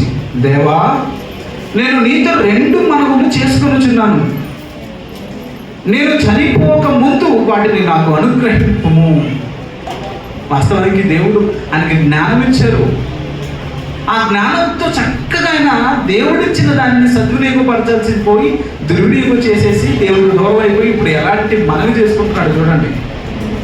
2 మనవులు చేసుకుంటున్నాను తండ్రి, నాకు చనిపోక ముందు కనీసం చివరి దశలోనైనా నాకు దీనిని దయచేయంటున్నారు. ఏంటి ఆ 2 మనవులు అని అంటే, వ్యర్థమైన వాటిని, అబద్ధములను నాకు దూరముగా ఉంచుము. మొదటి వినవం, వ్యర్థమైన వాటిని, అబద్ధమైన వాటిని నాకు దూరంగా ఉంచు. అంటే ప్రతిదీ నాకు అర్థం అవ్వాలి. ఇది వ్యర్థమైనది, ఇది అబద్ధమైనది. దేవుని పిల్లరా, ఈరోజు నువ్వు అర్థం చేసుకుంటున్నావా? అదే ప్రారంభంలో మనం జ్ఞాపకం చేస్తున్నాం. అసలు ఈరోజు టైటిలే అది, క్షయమైనది, అక్షయమైనది. నీ కంటికి కనబడే ప్రతిదీ వ్యర్థమైనది, అబద్ధమైనది. చివరికి శరీరం గురించి దేవుడు ఏమన్నాడు? ఆత్మయే జీవింప చేయుచున్నది, శరీరము కేవలము నిష్ప్రయోజనం. చూసారా? కానీ మనకి శరీరం అంటే ఎంత మక్కువో, ఎంత ఇష్టమో, దీనికోసం ఏమైనా చేయడానికి సిద్ధం, దీని కోరికలను నెరవేర్చడానికి ఏం చేయడానికైనా సిద్ధం. వ్యర్థమైన వాటిని, అబద్ధమైన వాటిని నాకు దూరంగా ఉంచు తండ్రి. ఇది మొదటి విన్నపం. ఇక రెండవది చూడండి. రెండవది, తగినంత ఆహారము నాకు అనుగ్రహింపుము. రెండవ మనవి, తగినంత ఆహారము నాకు అనుగ్రహింపుము. ఎక్కువైన ఎడల నేను కడుపు నిండిన వాడనై నిన్ను విసర్జించి యెహోవా ఎవడు అందునేమో, లేక బీదనై దొంగిలి నా దేవుని నామమును దూషిస్తునేమో. ఈ రెండు నాకు చనిపోకముందు నాకు దయచేయి తండ్రి. తగు మాత్రం చాలు, ఎక్కువ వద్దు, అసలు లేని పరిస్థితి వద్దు నాయన. చూసారా? అంటే దేవుడు విస్తారంగా ఇచ్చిందాన్ని దుర్వినియోగపరిచి దాని వలన దేవుడు ఒక్కరికి గురైన పరిస్థితి తెచ్చుకొని ఇప్పుడు దేవుడిని నిర్ణయించుకుంటున్నాడు, అయ్యా నాకు వద్దు తండ్రి, నాకు వద్దు అయ్యా. కానీ ఈరోజు మనం ఇంకా కావాలి లేని వాటిని ఉన్నట్టుగా పిలిచే నీ దేవుడు అంత గొప్ప దేవుడు. ఆ దేవుడు నువ్వు ఎలా అర్థం చేసుకోవాలంటే ఇంకా కావాలని కాదు, నీకు లేకపోయినా నువ్వు దిగులు పడద్దు, అవసరమైతే ఇస్తాడని నమ్మాలి తప్ప లేని దానికోసం ఆయన మీద ప్రతిసారి ఇదే ప్రార్థన.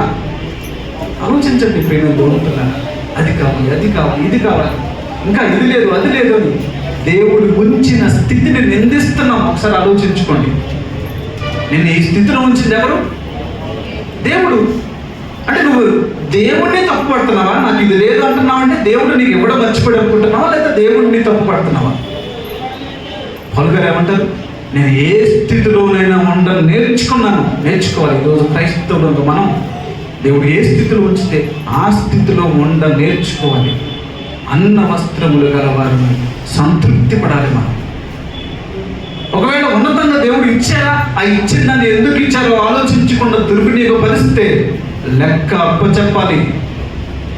ఏమంటే మనుషుడు మాట్లాడే ప్రతి వ్యర్థమైన మాటకి లెక్క అడిగితే దేవుడు ఇచ్చే ఈవుల గురించి అడగరా? ఏహమందు ధనవంతులైన వారు తమ అస్థిరమైన ధనమును చూచుకొని అతిశయపడక గర్వించక, అస్థిరమైన ధనమునందు నమ్మిక ఉంచక, సమస్తమును ధారాళముగా దయచేసిన దేవుని యందు నమ్మిక ఉంచి, దీంతో ఏం చేయాలట? మరి ఈ ధనాన్ని ఎందుకు ఇచ్చారు? దీంతో ఏం చేయాలట? పరలోకంలో సత్క్రియలు అనే ధనంగా నువ్వు దాచుకోమన్నాడు దేవుడు. అంతేకాని దీన్ని చూసుకునే నాకు ధనం ఉంది, నేను ఏం చేయగలను, ఏమైనా నా ఇష్టం వచ్చింది చేయగలను నీకు రాదు. అలా గర్వపడి నువ్వు పాడు చేసుకోవడానికి కాదు దేవుడు ఇచ్చింది. సొలొమోను గ్రహించక తను చూసుకుని వెళ్ళనిపోయి ఇప్పుడు ఏమడుగుతున్నాను చూసారా? రెండు మనము కోరుకుంటున్నాను తండ్రి. ఒకనాడు సంసోను గారు ఏమంటే ఎంత బలాన్ని ఇచ్చాడండి దేవుడు, బాబా బలాజ్యుడు.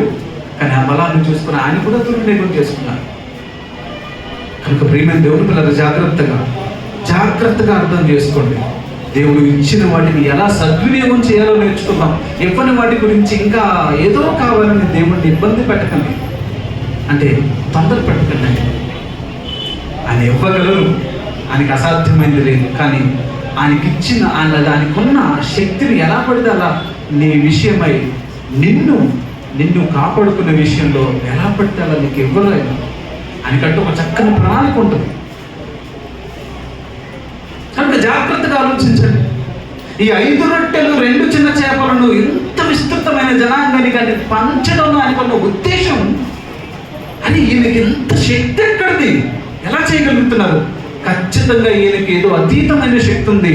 ఇది ఎవరో తెలుసుకోవాలని ఆసక్తితో ఆయనను ఆశ్రయిస్తావని, ఆయన ఎవరో తెలుసుకొని ఆయనను అనుసరిస్తావని ఈ అద్భుతాలు చేస్తుంటే వాళ్ళు ఏకంగా ఈయన రాజుగా చేసుకోవాలనుకున్నారట. ఎందుకు?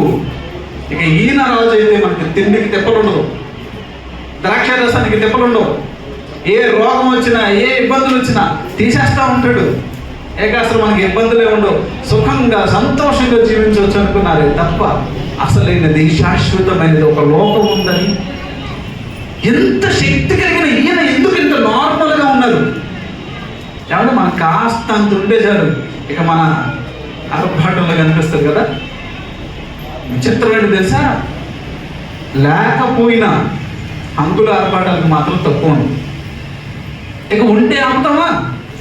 మనమంది చూడండి, లేకపోయినా అప్పు తెచ్చుకొని అరువు తెచ్చుకొని పక్కన వాళ్ళ దగ్గర తెచ్చుకొని గృహ దగ్గర చేస్తుంటారు, కోట్లు వేస్తారు, షూస్ వేస్తారు. లేని వాడు కొంతమంది లేనప్పుడే ఎంత మనం ఆపలేకపోతూ ఉంటే ఇంకా ఆపుతామా అని ప్రభు యేసుక్రీస్తు వారు ఆయన గద్దిస్తే ప్రకృతి వణికిపోతుంది. అవునా? సముద్రంలో తుఫాను వేగితే ఆగమని గద్దించాడంటే నెమ్మళం అయిపోయిందట. అప్పుడప్పుడు రోడ్డు మీద వెళ్తున్నప్పుడు కొంతమంది పెద్ద ఒక ట్యాంక్ పట్టుకొని ఆ పక్కన కుక్క నడుస్తూ ఉంది, గొలుసు ఇంతలా ఉంటుంది అది. దాని పక్క నుంచి వెళ్ళాలంటే మనకి భయం. వాళ్ళు మాత్రం అనగా ఆగిపో, ఎందుకు అలవాటు వాళ్ళకి కదా. నిజంగా అండి, ఒక కుక్కని ఎలా కంట్రోల్ చేసేస్తున్నారు వీళ్ళు. వాళ్ళకి అనుకూలమైన లేదా వారి అదుపులో ఉన్న వాటిని ఎలా అయితే వీళ్ళు కంట్రోల్ చేసేస్తున్నారు. ప్రభు యేసుక్రీస్తు వారు ప్రకృతిని కంట్రోల్ చేసి పడేస్తున్నారు. ఆయన అనగా ఆగిపోయింది. అంత శక్తిమంతుడు ఎలా ఉన్నాడు తెలుసా? ఏమంటున్నారు ఆయన? ఆకాశ పక్షులకు గూళ్ళు ఉన్నాయి, నక్కలకు బొరియలు ఉన్నాయి, మనుష్య కుమారుడు తలవాల్చుకొనుటకైనను స్థలం లేదు. ఒకవేళ ఆయన కట్టాలనుకుంటే ఎన్ని కోటలు కట్టగలరు, ఎంత అద్భుతంగా నిర్మించగలరు. ఎందుకు మరి అలా ఉన్నారు? ఇది అశాశ్వతమే. ఇక్కడ ఎంతవరకు అంతవరకు. ఎందుకంటే ఏమీ తీసుకురాలేదు, ఏమీ తీసుకుని పోము. కనుక ఆయన చేసిన ఈ అద్భుతంలో ప్రధానంగా వాళ్ళు ఆలోచించాలని దేవుడు కోరుకున్నది ఏంటంటే, ఆయన ఎవరో తెలుసుకుని ఆయనను ఆశ్రయించి ఆయన నడిపించే మార్గంలో నడుచుకోవడానికి ఆయన చెంతకు వస్తారని ఆశపడితే ఆయన రాజు చేయాలనుకున్నాడు. మరలా ఇప్పుడు ఒక సందేహం, అదే ఎలా కనుక్కున్నాం కూడా, అసలు రాజునే కదా చేయాలనుకుంది, తప్పే ఉందండి. ఏమంటే దీన్ని యేసుక్రీస్తు వారు కూడా సమర్థించట్లేదని చెప్పానా? ఒక మాట చూడండి, యోహాను సువార్త 6వ అధ్యాయము ఆయన మాటల్లోనే. అలా వారు వచ్చి ఆయనను రాజుగా చేయబోతే ఆయన ఏం చేశారు? యోహాను సువార్త 6వ అధ్యాయము 15వ వచనం మరొకసారి. రాజుగా చేయుటకు వారు వచ్చి తను బలవంతముగా పట్టుకొనబోచున్నారని యేసు ఎరిగి. ఏమంటే రాజుని కదా చేయాలనుకున్నారు, బలవంతంగా పట్టుకోవాల్సిన అవసరం ఏముంది? వాళ్ళు అలా చేయబోతున్నారని ఈయన తెలుసుకుని అక్కడి నుంచి వెళ్ళిపోవడం ఏంటి అంటే, ఖచ్చితంగా వాళ్ళ విధానం కరెక్ట్ కాదు. మరి మనసు ఎరిగిన దేవుడు బాధపడుతుంది, వెళ్ళిపోయారు అక్కడి నుంచి. వీళ్ళేంటి ఎలా ఆలోచిస్తున్నారు? ప్రేమ దేవుని పిల్లరా, మనం కూడా ఇలాగే ఉన్నామా? మన భక్తిని ఇప్పుడు ప్రశ్నించుకోవాల్సిన సమయం వచ్చింది. కొరింథీయులకు రాసిన మొదటి పత్రిక 15వ అధ్యాయము 19వ వచనం. కొరింథీయులకు రాసిన మొదటి పత్రిక 15వ అధ్యాయము 19వ వచనం. ఈ జీవితకాలం మట్టుకే అంటే జనన మరణాల మధ్య ఈ చిన్ని జీవితం, ఎంతలో కనబడి అంతలో మాయమైపోయే ఆవిరి వంటి జీవితం, నీడ వంటి జీవితం, తృణప్రాయమైన ఈ చిన్న జీవితం, ఈ జీవిత కాలం మట్టుకే మనము క్రీస్తు నందు నిరీక్షణ ఉంచువారమని ఎడల, మనము క్రీస్తు నందు అంటే యేసుక్రీస్తు వారి యందు బ్రతికి కారణం ఈ జీవిత కాలం మట్టుకే, ఈ శరీర సంబంధమైన ఈ జనన మరణాల మధ్య ఈ భూమి మీద ఈ బ్రతుకు కాలం మట్టుకే ఆయన యందు నిరీక్షణ ఉంచితేనట మనుషులందరికంటే అంటే మనం అనుకుంటున్నామే వీళ్ళు భక్తిహీనులు, వీళ్ళకి విగ్రహారాధకులు, వీళ్ళకి దేవుడు తెలియదు, వాళ్ళకి తెలియదు అంటానే. వాళ్ళందరికంటే మనుషులందరికంటే దౌర్భాగ్యము అంటున్నాడు. చూడండి, దౌర్భాగ్యము. ప్రేమ దేవుని పిల్లల, ఈ మాటలను అపార్థం చేసుకోవద్దు దయచేసి. ఇప్పటికైనా హృదయం మనసు పెట్టి ఆలోచిద్దాం, అర్థం చేసుకుందాం. నిజంగా నిన్ను నన్ను కన్న తండ్రి నిన్ను నన్ను సృష్టించిన దేవుడు, నీ కొరకు నా కొరకు ప్రాణం పెట్టిన దేవుడు నా భక్తిని బట్టి కూడా ఎలాగే బాధపడుతున్నాడా? ఆయన కూడా నీ నుంచి నా నుంచి దూరంగా వెళ్ళిపోతున్నాడా? మనమేదో ఆయన దగ్గరకు వెళ్దాము అనుకుంటుంటే ఆయన దూరంగా వెళ్ళిపోతున్నాడు అని అంటే ఖచ్చితంగా మన విధానం కూడా కరెక్ట్గా లేనట్టే. మన విధానం కూడా కరెక్ట్గా లేనట్టే. ఆయన వెళ్ళిపోతున్నాడు. ఆయన ఎక్కడ వెళ్ళిపోయారు తెలుసా? మరలా సముద్రం దాటి వెళ్ళిపోతారండి. కపెర్నహూముకి వెళ్ళిపోతారు. జాగ్రత్తగా వెళ్ళండి. కపెర్నహూముకి వెళ్ళిపోతారు సముద్రం దాటి. శిష్యులు కూడా ఆయన వెతుకుతూ, ఆయన వెంబడిస్తూ, ఫస్ట్ ఆయన వెళ్ళిపోతారు కదా, ఆ శిష్యులు కూడా వెళ్తారు. ఆ సముద్రం మీద, దోణి మీద వెళ్తా ఉంటే ఆయన సముద్రం మీద నడుచుకుంటూ వస్తారు. ఇక వాళ్ళందరూ కలిసి ఆ సముద్రం దాటి కపెర్నహూముకి వెళ్ళిపోతారు. మళ్ళీ తెల్లారగానే ప్రజలు వచ్చి ఆయన ఎక్కడైతే ప్రసంగించారు, ఎక్కడైతే భోజనం పెట్టారు, అక్కడ మళ్ళీ వెతుకుతుంటారు ఆయన కోసం. కనపడరు. ఆరా తీసుకుని ఎట్లా పట్ల తెలుసుకొని సముద్రం దాటి వెళ్తారండి. సముద్రం దాటి వెళ్తారు అతలకి. మాకేమనిపిస్తుంది తెలుసా? ఇప్పుడు ఎంత త్యాగమా, ఎంత కష్టపడ్డారు. సముద్రం దాటి వెళ్ళడం అంటే మామూలు విషయం. ఒకసారి ఆలోచించండి. కాలువ దాటడం కాదు, నది దాటడం కాదు, సముద్రం. కపెర్నహూముకి వెళ్ళిపోతారండి.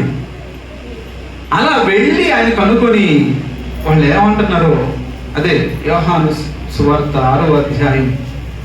యోహాను సువార్త 6వ అధ్యాయం.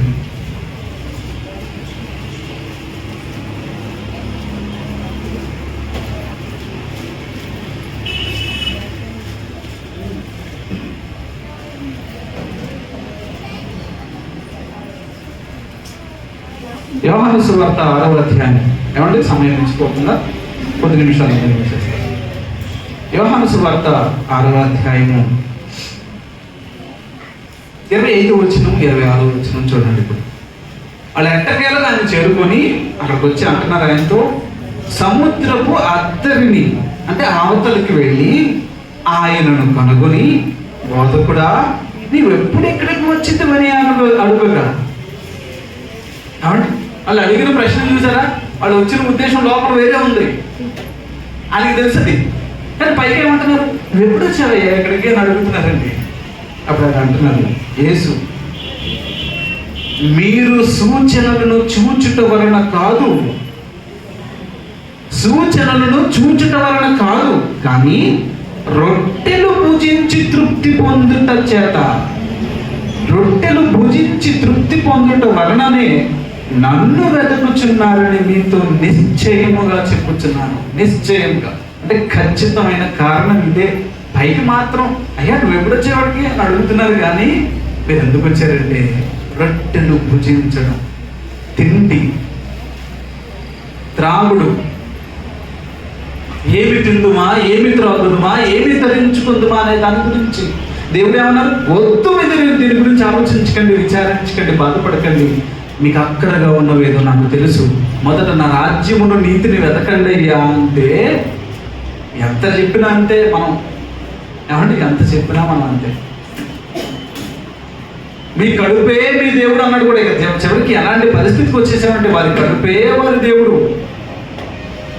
ప్రియమైన దేవుని పిల్లరా, మీరు ఎందుకు నన్ను నా కోసం మీరు వెతుకుతూ సముద్రం కూడా దాటి వచ్చారంటే రొట్టెలు భుజించడం వలననే మీరు వచ్చారు.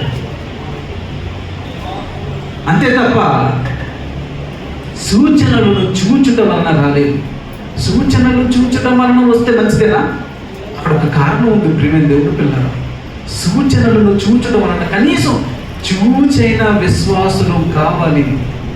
ఆయన చేస్తున్న సూచిక క్రియలను నన్ను బట్టి ఆయన ఎవరు ఆలోచించాలి, ఆయన దగ్గరకు నువ్వు రావాలి, ఆయనను ఆశ్రయించాలి. ఎవరు? ఒక సమరయ స్త్రీ ఆయన ఆశ్రయించింది కదండి. ఆయన చెప్పిన మాటలే, ఆయన అద్భుతాలు ఏం చేయాలి అక్కడ కదా, ఆమె చేసినవి చెప్పాడు అంతే. ఆమె ఏం చేస్తుందో, ఆమె చేసిన క్రియలను ఆమె ఎదుట పెట్టినప్పుడు ఆశ్చర్యానికి గురై అర్థమైపోయింది ఆయన ఎవరో. ఆయన ఆశ్రయించింది, తన జీవితాన్ని మార్చుకుంది, ఆమెతో పాటు తన ఊరి వారిని రక్షణ చేసుకుందండి. ఈరోజు మరి నువ్వు నేను ఏంటి? మనం కనీసం చూసినా నమ్ముతున్నామా? సూచనలు బట్టి రాలేదు మీరు, నేను చేస్తున్న క్రియలను బట్టి నన్ను ఆశ్రయించలేదు మీరు. కేవలం భోజనం కోసమే వచ్చారు మీరు నా దగ్గరికి. ఎంత బాధకరం అంటే నేను ఈ రోజుకి ఎంత మనం సిగ్గుపడాల్సిన పరిస్థితి అంటే కొన్ని సందర్భాల్లో, అందరూ కాదు కానీ ఎక్కువ శాతం ఎలా ఉన్నారంటే భోజనం అంటే వస్తారు, లేకపోతే రారు. ఎంత సిగ్గుపడాలి. సూచనలను బట్టి, దేవుని వాక్యాన్ని బట్టి, ఏమంటే వీళ్ళు సముద్రం దాటలేరట. దేనికోసం? భోజనం కోసమా? కనీసం ఊరు కాదు కదా, పక్కన వీధే దాటం మన వాక్యం కోసం కదా, వాక్యం కోసం. దేవుడు ఎంత బాధతో ఈ మాట అన్నారో తెలుసా? సూచనలు బట్టి మీరు రాలేదయ్యా, రొట్టెలు భుజించడాన్ని బట్టి వచ్చారు. తోమా గారు ఒక సందర్భంలో, తోమా గారు నేను నమ్మను, ఆయన చూసిందాక నమ్మన్నారు కదా. అప్పుడు యేసుక్రీస్తు వారు ఏం చేశారు తెలుసా? రా తోమా రా, నా గాయాల్లో వేలు పెట్టి చూడు, నా పక్కలో వేలు పెట్టి చేపెట్టి చూడు. చూసావా? ఎప్పటికైనా అవిశ్వాసిగా కాక విశ్వాసిగా కమ్ము. దేవుడు కోరుకుంటున్నది మనలో విశ్వాస జీవితం. విశ్వాసివి కమ్ము. కనీసం చూసైనా నమ్ముతారేమోనని అంతుకొస్తే ఆనందిద్దాం అనుకుంటే భోజనం కోసం వచ్చారట. అప్పటికి ఆయన చెప్తున్నారు 27వ వచనంలో. ఇప్పుడు చూడండి, మన ప్రధాన అంశానికి సంబంధించిన మాట. ఇంకొక మాట కూడా మీరు జ్ఞాపకం చేయాలి. వాళ్ళు రాజుని చేద్దాం అనుకున్నారు కదా, అసలు యేసుక్రీస్తు వారు రాజా కాదా? అసలు ఆయన పుట్టినప్పుడే ఎలాంటి సమాచారం వచ్చింది? జ్ఞానం నుంచి ఏమని అడుగుతున్నారు? యూదుల రాజుగా పుట్టినవాడు ఎక్కడున్నాడు? ఇక చివరికి ఆయన సిలువ వేస్తున్న సందర్భంలో పిలాతు ఏమడుగుతాడు? నీవు రాజువా? ఏమంటే ఇదే యోహాను సువార్త 18వ అధ్యాయం 37వ వచనంలో చూస్తాం అన్నమాట. అప్పుడు యేసుక్రీస్తు వారు ఏమన్నారు చూడండి.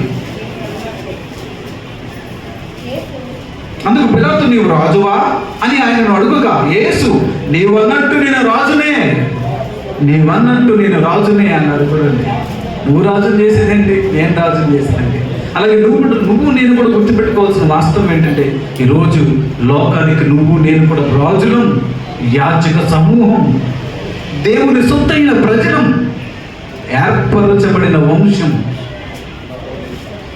అలానే మనకు కిరీటాలు ఉండవు, అలానే మనకు రథాలు ఉండవు, లేదా కాన్వాయ్ ఉండదు. కానీ మన చుట్టూ దేవుని యొక్క కాపుదల ఉంటుంది. మనల్ని బట్టి లోకం ఆశ్చర్యపోతే, నిజంగా అలా బ్రతికితే. యేసుక్రీస్తు వాడు రాజే, మళ్ళీ నువ్వు రాజు చేయడం ఏంటి? అసలు ఆయన రాజరకం కోసం కూడా కాదండి వచ్చింది. ఆయన రాజ్యం ఈ లోక సంబంధమైంది కాదు. కాబట్టి రాజుగా ఆయన వాళ్ళు చేస్తారంటే ఎందుకు వెళ్ళిపోయారు మీరు అర్థం చేసుకోండి. ఆల్రెడీ ఆయన రాజు, నువ్వు చేసేది ఏంటి? ఆయన రాజే. ఆయన రాజ్యం ఈ లోక సంబంధమైనది కాదు. ఆయన రాజ్యవాసులు ఆయనతో ఉంటారు, ఎప్పుడు ఆయనను గౌరవిస్తారు, ఆయన రాజుగానే తలకి ఎక్కించుకుంటారు. ఎక్కించుకున్నాం నిజంగా మనకు అర్థమైతే. ప్రియమైన దేవుని పిల్లరా, ఆయన బాధతో అంటున్న మాట ఇప్పుడు ఈ మాట చూడండి. యోహాను సువార్త 6వ అధ్యాయం 27వ వచనం. యోహాను సువార్త 6వ అధ్యాయం 27వ వచనం. వాళ్ళు ఎంత కష్టపడి సముద్రాన్ని దాటి వెళ్ళారు. దేనికోసం అంటే కేవలం రొట్టెలు, భోజనం. అదే బాధతో ఆయన అంటున్నారు, క్షయమైన ఆహారము కొరకు కష్టపడకుడి కానీ నిత్య జీవము కలుగ చేయు అక్షయమైన ఆహారము కొరకే కష్టపడుడి. క్షయమైపోయే దానికోసం కష్టపడద్దు. అది ఆహారమైన, అధికారమైన, ఏదైనా సరే. ఈ లోకంలో చూడండి, అధికార దాహం, దీనికోసం పుట్టుకు చేస్తున్నారు. కానీ దేవుడు నిన్ను నన్ను అధికారిగా ఉంచారు. ఈ లోకాన్నే మనకు అప్పగించేశారు. ఆ అధికారం వేరేగా ఉంటుంది. కాబట్టి ఈ లోక సంబంధమైన అశాశ్వతమైన దేని కొరకు కష్టపడద్దు. క్షయమైపోయే ఆహారం కొరకు కష్టపడకండి, అక్షయమైన దాని కొరకు కష్టపడండి అని చెప్తూ, మనుష్య కుమారుడు దానిని మీకిచ్చును, ఎందుకై తండ్రి అయిన దేవుడు ఆయనకు ముద్ర వేసి ఉన్నాడు అని చెప్పాను. అక్షయమైన దానికి అది ఇవ్వడానికి వచ్చారు ఆయన. ఈ భౌతిక సంబంధమైన, ఈ భూ సంబంధమైన వాటి కోసం మీరు వస్తున్నారు. ఒక్కసారి ఆలోచించండి, మనం కూడా అలాగే ఉన్నామా? మనం కూడా అందుకే వస్తున్నామా? వినబడుతున్న దేవుని మాటను బట్టి మనలో మార్పు ఏమైనా వస్తుందా? అయ్యో ఇదిగో ఈ విషయంలో నేను సరిగా లేనే, దేవుడు రాయించిన ఈ మాటను బట్టి నా ఆత్మీయ జీవితం బాగోలేదే, నేను ఈ విషయంలో సరి చేసుకోవాలని ప్రతిరోజు నూతన పరచబడే అనుభవం నిజంగా దేవుడు ఇచ్చిన మహాభాగ్యం. 40 రోజులు చక్కగా సేవకుల ద్వారా దేవుని మాటలు వినే భాగ్యం మీకు వచ్చింది కదా. మరి రోజు వింటున్న మాటలను బట్టి ఏమైనా ఆలోచిస్తున్నారా? మార్పులు చేతులు ఏమైనా జరుగుతున్నాయా ఆత్మీయ జీవితంలో? ఈ క్షయమైపోయే దాని కొరకు కష్టపడద్దు, అక్షయమైన దాని కొరకు కష్టపడండి. అది ఇవ్వడానికి వచ్చాను నేను. మీరేంటి ఆహారం కోసం నన్ను ఆశ్రయిస్తున్నారు? దానికోసం వస్తారని ఇది ఇచ్చాను, దానికోసం వస్తారని ఇది ఇచ్చాను, కానీ మీరు దీనికోసమే నా దగ్గరకు వస్తున్నారు. ఆయన నచ్చలేదండి, బాధపడ్డారు, వెళ్ళిపోయారు, దూరంగా వెళ్ళిపోతున్నారు. ఆయన ఈరోజు నీ నుంచి నా నుంచి కూడా అలాగే వెళ్ళిపోతున్నారేమో ఆలోచించండి. అక్షయమైన దాని కొరకు కష్టపడండి. దాన్ని నేను ఇవ్వడానికి మీకు సిద్ధంగా ఉన్నాను. నిజంగాండి, నేను ఊర్లు దాటలేము, కనీసం వీధి కూడా దాటలేము అక్షయమైన దేవుని మాట కొరకు. దేవుడే తగ్గి ఎంత స్థాయికి వచ్చేసాడంటే, రోజు చెప్పుకోండి, వీడియో పెట్టారు. ఒకవేళ ఇక్కడ రాణేలు వాళ్ళు ఇంట్లో కూర్చొని వింటున్నారా? వెనకలిగే అవకాశం ఉందా? రోజు మాకు ఉదయం సాయంత్రం కాన్ఫరెన్స్ జరుగుతుంది, ఎక్కడెక్కడో ఉంటారు, మళ్ళీ చెవి దగ్గరికే తీసుకెళ్ళిపోయాడు ఆయన. నువ్వు పట్టించుకో, కానీ ఆయన నిన్ను వదులుకోడు. ఈరోజు పత్రిక పాఠంలో అంశం అదే కదండి. శారమ్మ దేవుడు వాగ్దానం చేశాడు, కానీ ఆవిడ తొందరపడింది, హాగర్ని ఇచ్చేసింది. ఆయన మాట ఇచ్చాడు కనుక ఆయన మాట తప్పలేదు. ఇస్సాకుని ఇచ్చాడు. నువ్వు ఆల్రెడీ నేను ఇస్తానని చెప్పిన హాగర్ నుంచి బిడ్డను కన్నారుగా, ఇంకా నేను ఇవ్వలే అనలేదు ఆయన. అలాగే నువ్వు పట్టించుకోకపోయినా ఆయన మాత్రం నీ కోసం ఎంతగా పరితపిస్తున్నాడో ఒకసారి ఆలోచించండి. క్షయమైపోయేది కాదు, అక్షయమైన దాని కొరకు కష్టపడాలి. చివరిగా ఈ మాట చూసుకొని ముగించుకున్నాం. కొలసీలకు రాసిన పత్రిక 3వ అధ్యాయం, కొలసీలకు రాసిన పత్రిక 3వ అధ్యాయం 2వ వచనం. ఇప్పటికైనా సరే అక్షయమైనది, స్థిరమైనది, అదృశ్యమైనది, శాశ్వతమైనది, పరలోక సంబంధమైనది పైన ఉన్నది, దాని మీద మనం దృష్టి పెట్టాలి. ఈ మాట చూడండి, కొలసీలకు రాసిన పత్రిక 3వ అధ్యాయం 2వ వచనం. పైనున్న వాటి మీదనే గాని భూ సంబంధమైన వాటి మీద మనస్సు పెట్టుకొనకుడి, ఎలయనగా మీరు మృతి పొందితిరి, మీ జీవము క్రీస్తుతో కూడా దేవుని యందు దాచబడింది. లోక సంబంధంగా, ప్రకృతి సంబంధంగా మీరు జీవించిన జీవితం ఆల్రెడీ బాప్తిస్మం అనే ఒక గొప్ప దేవుడిచ్చిన అవకాశంతో సమాధి చేసేశారు. ఆనాటి మనిషి లేదా ఆనాటి ఆ స్వభావం మృతి చెందింది. ఒకప్పుడు జాన్సన్ చచ్చిపోయేటప్పుడు బాప్తిస్మంలో ఆ జాన్సన్ చచ్చిపోయాడు. నూతనంగా పుట్టిన జాన్సన్ ఈరోజు మీ ముందున్నాడు. మీరు మృతి పొందింది అంటే అది అర్థం. కనుక ఇలా పాత జీవితం, దేవునికి నచ్చని ఆ జీవితాన్ని తప్పును తెలుసుకొని పాపమని ఒప్పుకొని విడిచిపెట్టి సమాధి చేసేసమే. ఇక అలా మనం నూతనంగా జన్మించిన అనుభవం మనకుంటే, ఒకవేళ అలా లేకపోతే దయచేసి ఇప్పటికైనా విడిచిపెట్టండి. ఇక నూతనమైన దానికోసం సిద్ధపడండి, జన్మించండి. అక్షయమైన దాని కొరకు ఇక వెతకాలి. పైన ఉన్న వాటి మీద, ఏమండి, పైన వాటి మీదనే కానీ భూ సంబంధమైన వాటి మీద మనస్సు పెట్టుకొనకూడి. కనుక ఆలోచించండి ప్రియమైన దేవుడు పిల్లరా, క్షయమైపోయేది ఉండదండి. నువ్వు నేనేం పట్టుకోలేదు, ఏం పట్టుకుపోలేదు. శాశ్వతంగా ఉండేది ఆత్మ, జీవింపచేసేది ఆత్మ. ఆత్మ గురించి ఆలోచించండి, ఆత్మ సంబంధమైన వాటి గురించి ఆలోచించండి. ప్రార్థన చేసుకున్నాం. మహోన్నతుడైన మా కన్న తండ్రి, దయగలిగిన దేవ, ఈ మహాకృప చేత ప్రేమించండి. మీ బిడ్డల మధ్య మరొకసారి ఈ విధంగా వాక్యాన్ని పంచుకోవడానికి నాకు గొప్ప అవకాశం ఇచ్చారు తండ్రి. ఈ అవకాశాన్ని ఇవ్వడంలో మీ కుమారునికి ఇచ్చిన మంచి మనసును బట్టి ధన్యవాదాలు. అడిగిన వెంటనే ఎంతో సహృదయంతో ఆహ్వానించి మీ సంఘంలో మీ బిడ్డల చేత ఈ మాటలు మాట్లాడడానికి ఈ అవకాశం ఇచ్చారు. అందును బట్టి రావాల్సిన పరసంబంధమైన ప్రతి దీవెనను మీ కుమారుడికి, మీ సేవకుడికి, ఆయన కుటుంబానికి అనుగ్రహించండి. ఇందు విషయమే సహకరించండి. పెద్దలు, సంఘాన్ని ఆశీర్వదించండి. ప్రతి కుటుంబాన్ని మీ చేతులకు అప్పగిస్తున్నాం. మేమంతా అక్షయమైన దాని గురించి ఎక్కడి నుంచి ఆలోచించడానికి, మా భక్తిని బట్టి పరిశీలించుకొని ఇంకా మేము నాయన శరీర సంబంధమైన భక్తితోనే మీ అందకు వస్తే మీరు మా నుంచి దూరంగా వెళ్ళిపోయే పరిస్థితి ఉంది తండ్రి.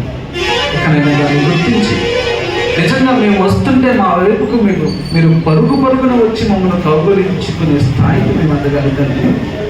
ఒకనాడు తప్పిపోయిన కుమారుడు బుద్ధి వచ్చి తిరిగి వచ్చినప్పుడు తండ్రిగా ఎంత ప్రేమతో ఆ బిడ్డ వైపుకు పరుగులు వచ్చి ముద్దు పెట్టుకొని గొప్ప విందు పండుగ చేశారు. అలా మమ్మల్ని బట్టి మీరు ఆనందించి సంతోషించి మా వైపుకు మీరు వచ్చేంత మనసు, మంచి మనసు మీకు కలిగినట్లు, మా భక్తిని ఆలోచించుకొని మా విశ్వాసాన్ని పరీక్షించుకున్నట్టు మీ జ్ఞానం చేత మమ్మల్ని నింపమని ఈ మా మనవులు మా ప్రభువు ప్రియరక్షకుడైన యేసుక్రీస్తు వారి యొక్క అత్యున్నతమైన నామమున మీకు సమర్పించుకొనిచున్నాము తండ్రి. ఆమేన్. ఈ అవకాశం ఇచ్చిన అయ్యగారికి, సంఘానికి మరొకసారి ధన్యవాదాలు తెలియజేస్తూ సెలవు తీసుకుంటాం.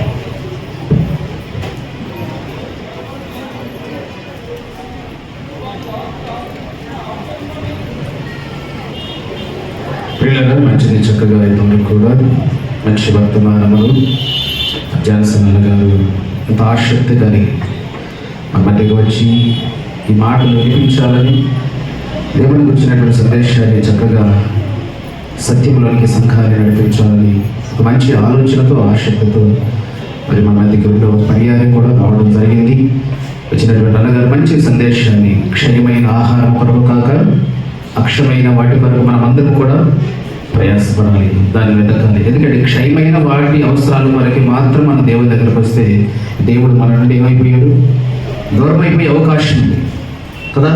క్షయమైన వాటి వరకే మనం అవసరాల వరకే, ఈ భూ సంబంధమైన వాటి వరకు మాత్రం మనం దేవుని నమ్మకుంటే దేవుడు మన దగ్గరకు వచ్చే అవకాశం లేదు. ఉన్నటువంటి వాటి కూడా ఇంకా మన నుండి దూరం అయిపోయే అవకాశం ఉంది. కనుక అక్షయమైన వాటి వరకు మనం ప్రయాసపడితే, వాటిని గురించి మనం వెతుకుతూ ఉంటే దేవుడే మన దగ్గరకు వస్తాడు. ఆయన వాక్కు మన దగ్గరకు వస్తుంది, ఆయన మాట మన దగ్గరకు వస్తుంది. కనుక మీకు అవసరములు ఏవి కూడా, ప్రతిదీ కూడా, సంబంధమైన ప్రతి అవసరాన్ని కూడా మీరు అడగక ముందే మీ అక్కలను అడిగించే దేవుడు. కనుక ప్రియులారా, ఇప్పటికైనా మనమందరము కూడా ఈ లోక జీవితము మనకు కాక ఈ తరమును చాలించిన తర్వాత మనందరూ కూడా మొత్తమై మహాలోకము కొరకు మనందరూ కూడా ప్రయాసపడి వాక్యానుసారంగా సిద్ధపడి మన జీవితాన్ని నిలబెట్టుకోవాలని మంచి సందేశాన్ని వర్తమానం అందించినటువంటి జాన్సన్ అన్నయ్య గారికి మరొకసారి సంఘపక్షంగా హృదయపూర్వకమైన వందనాలు చెల్లించుకుంటూ ఉన్నాను. మంచిది ప్రియులారా, సమస్త ఆరంభించిన దేవుని సమాధానం యేసుక్రీస్తు వలన మీ హృదయములకు మీ తలపులకు కావలి గాక. ఆమేన్. దేవా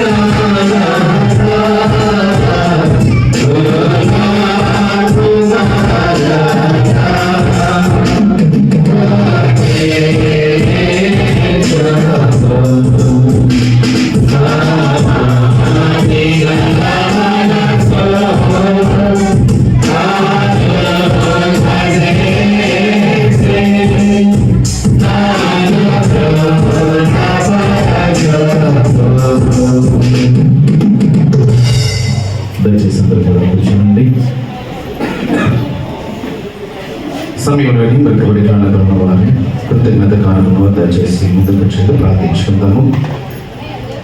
పెట్టుబడి కానుకలు, కృతజ్ఞత కానుకలు దయచేసి ఉన్నట్లయితే త్వరగా ముందుకు రండి, ప్రార్థన చేసుకుందాము.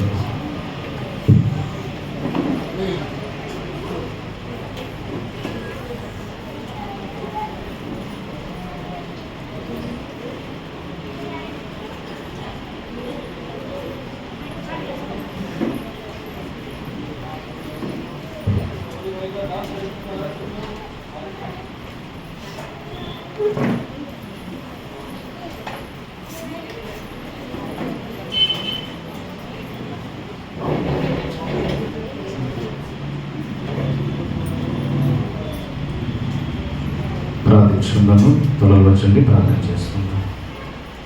అయ్యా వస్తున్నారు ఎవరన్నా కింద వచ్చి?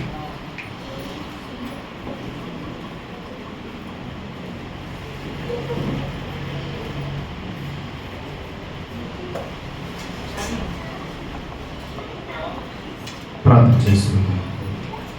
మహాపరిశుద్ధుల కృప కలిగిన మా తండ్రి, ప్రేమ నమ్మకము కలిగిన నా ప్రియ పరలోకములన్నా నమ్మకం పరిశుద్ధ బాధకులైన లేనటువంటి వందనములు స్తుతులు స్తోత్రం చెల్లించినట్టు ఉన్నాం. పరిశుద్ధ ఆదివారం ఈ సన్నిధానంలో తండ్రి శిలువ ప్రత్యక్షములు శిరస్సు వచ్చి నిలబడిన మీ బిడ్డలో తండ్రి మీ కనుదృష్టిలోనైనా మరుగైన వారు కాదు. గతకాలమంతి గతించిన మాసమంతి వారమంతి నాయన బిడ్డల జీవితాలను మీరు చేసిన మేలును బట్టి మీ ద్వారా వారు పొందుకున్న ఆశ్చర్య కార్యాలను బట్టి నాయన బిడ్డలు తండ్రి మీ ద్వారా పొందుకున్న ప్రతి విషయాన్ని కూడా నాయన మరొక జ్ఞాపకం చేసుకొని మీడల కృతజ్ఞత జీవితం కలిగి ప్రేమించిన ఆయన వారికి ఇచ్చినటువంటి సమృద్ధిల నుండి శ్రేష్టమైన భాగాన్ని సమకూర్చి మీ సన్నిధానంలో అర్పణ అర్పిస్తూ ఉండగా తన అర్పణ మీరు దీవించి ఆశీర్వదించండి. ముప్పదంతులు అరవదంతులు నూరంతులు ఫలింపచేయండి. ఇక నాయన వారి జీవితాల్లో ఏవైతే కొరతగా పొదువుగా నాయన ఆకలిగా ఉన్నావో సమస్తము కూడా తన తండ్రిగా బిడ్డల జీవితాల్లో ప్రతి కార్యం కూడా మేలుకరంగా నిర్ణయించమని నిలబడిన ప్రతి ఒక్కరు కూడా నైనా పేరు పేరు వరుసను మీద దీవించి ఆశీర్వదించి లేదా వారికి కావాల్సిన క్షేమాన్ని సమాధానం మంచి ఆరోగ్యమును దీర్ఘాయును ప్రసాదించి నిత్యము కూడా నాయన మీ సంరక్షణ మీ కాపుదల వారికి నీ కుటుంబాలు కలిగిన సమస్తానికి అనుగ్రహించమని మా ప్రభువును రక్షకుడైన యేసుక్రీస్తు వారి పరిశుద్ధ నామమును బట్టి ప్రార్థించడి వేడుకుంటున్నాము తండ్రి. ఆమేన్. తండ్రి కుమార పరిశుద్ధాత్మ దేవుని దీవెన సదాకాలము కుటుంబాలకు బిడలకు మీకు కలిగిన సమస్తమునకును చేస్తున్న ప్రతి కార్యమునకును తోడైన నడిపించును గాక. ఆమేన్.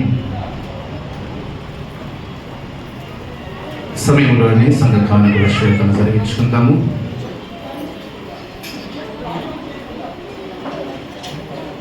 రామప్రసాద్ గారు పాట పాడుతూ ఉండగా సంఘ కానుకల శ్వేతను జరిగించుకుందాము. వేరే వాళ్ళు మాట్లాడండి.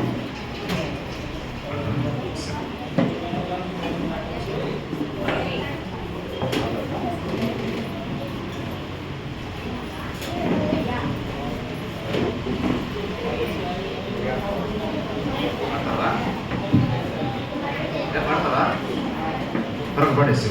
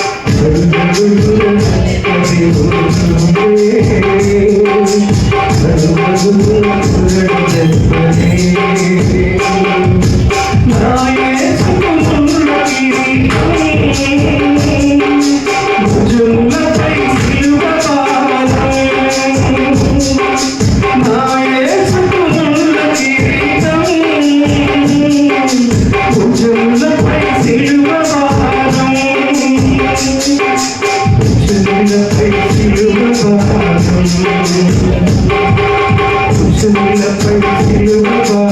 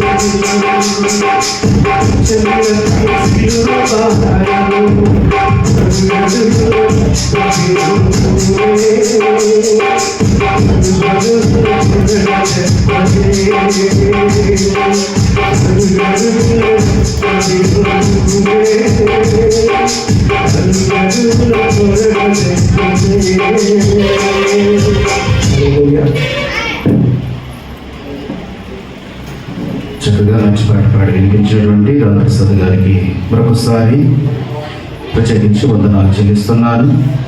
పిల్లల సమయంలోని సంఘ ప్రకటనలు మన దగ్గర ఉన్నటువంటి డెలిగేట్ గారా మీరేనా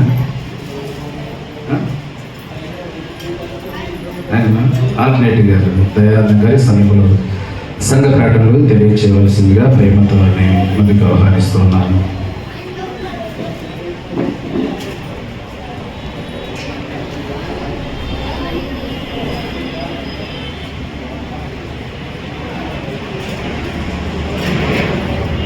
మొదటిగా దేవనామానికి స్తోత్రాలు. కుడిపించినటువంటి దైవ సేవకులకు, అలాగే జనసేన అన్న గారికి, సంఘ పెద్దలకు, సంఘమంత్రికి కూడా ప్రత్యేకమైనటువంటి వందనాలు తెలియజేస్తాను. ఈ వారం స్వీకరించినటువంటి వారు పత్తిపాటి అన్నపూర్ణమ్మ గారు 100 రూపాయలు, అలాగే ప్రియదేవుని బిడ్డలారా మరి ప్రార్థన అవసరంతో ఒకరు ప్రార్థించారు. పాస్టర్ గారికి వందనాలు. కలుకూరి ఆదర్శ్ జ్వరంతో ఉన్నాడు, ప్రార్థించగలరని వారు కోరుతా ఉన్నారు. సంఘము మరి మన సంఘమంతా కలిసి వారి కొరకు ప్రార్థన చేయాలని ప్రభు పేరిట మనం చేస్తున్నాం. అలాగే దేవుని బిడ్డలారా కల్వరీ చిల్డ్రన్ మినిస్ట్రీస్ ప్రభు పేరిట మీ అందరికీ వందనాలు. రేపు అనగా 31/3/2025 సోమవారం ఉదయం 9 గంటల నుండి సాయంత్రం 4 గంటల వరకు గురజాలలోని తెలుగు బాప్టిస్ట్ చర్చి నందు సిబిసి నిమిత్తము టీటీపీ అంటే టీచర్ ట్రైనింగ్ ప్రోగ్రాం జరుగుతుంది. కావున ఆసక్తి కలిగినటువంటి వారు పాల్గొనవలసిందిగా కోరుతా ఉన్నాము. అలాగే దేవుని బిడ్డలారా గతంలో మనము మరి ప్రకటన చేసినట్లుగా మన మధ్యలో పత్తిపాటి ప్యారిస్ నుండి అన్న ప్రకాశాలు వచ్చారు. మరి అక్కడ నూతన మందిరాన్ని ఏర్పాటు చేస్తూ ఉన్నారు. మరి ఎవరైనా ప్రేరేపించబడిన వారు, మరి ఆర్థిక సహాయాన్ని అందించేటువంటి వారు మరి మీ యొక్క సహాయాన్ని అందించవలసిందిగా ప్రభు పేరిట మనం చేస్తున్నాము. మరి నాకు ఇచ్చినటువంటి అవకాశాన్ని బట్టి మీ అందరికీ హృదయపూర్వకమైనటువంటి వందనాలు తెలియజేస్తూ సెలవు తీసుకుంటాము.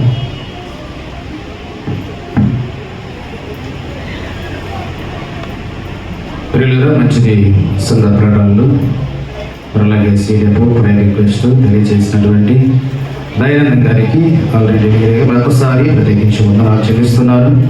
ప్రాముఖ్యంగా మరి వచ్చే ఆదివారం మొదటి ఆదివారం కనుక ఏప్రిల్ మాసంలో మొదటి ఆదివారం కనుక ఈ మొదటి ఆదివారం ఆరాధనలోని మరి సంస్కారం నియమించబడినది ప్రభు యొక్క వల్ల కార్యక్రమం జరుగుతుంది కనుక మరి విషయాన్ని మీరందరూ కూడా గమనించి వచ్చే ఆదివారం కూడా సమయానికి మీరందరూ కూడా సిద్ధపడి ప్రభు సన్నిధికి రావాలని ప్రేమతో అందరూ కూడా మనం చేస్తూ ఉన్నాము. మరి సంస్కారం కొరకు రొట్టె ద్రాక్షరసం ఇచ్చేవారు గడ్డం షాయన గారి కుటుంబం నుండి వచ్చే ఆదివారం జరగబోయేటటువంటి బల్లారాధనకు కావలసిన రొట్టె ద్రాక్షరసం కొరకు వారి కుటుంబం నుండి స్పాన్సర్ చేశారు కనుక మరి వాడి నిమిత్తమై సంఘం ప్రార్థించవలసిందిగా ప్రేమతో అందరూ కూడా మనం చేస్తూ మళ్ళీ రేపటి కాలం నుండి యథావిధిగా సాయంకాలం 7:30 గంటల నుంచి యథావిధిగా 2 డేస్ కార్యక్రమాలు మరణ యథావిధిగా 2 కాలంలో జరగబెట్టిన కనుక మరి సంఘమంతి కూడా ప్రతి కార్యక్రమంలో భాగస్వాములు అవ్వాలని ప్రేమతో మీ అందరికీ కూడా మరొకసారి తెలియపరుస్తూ ఉన్నాను.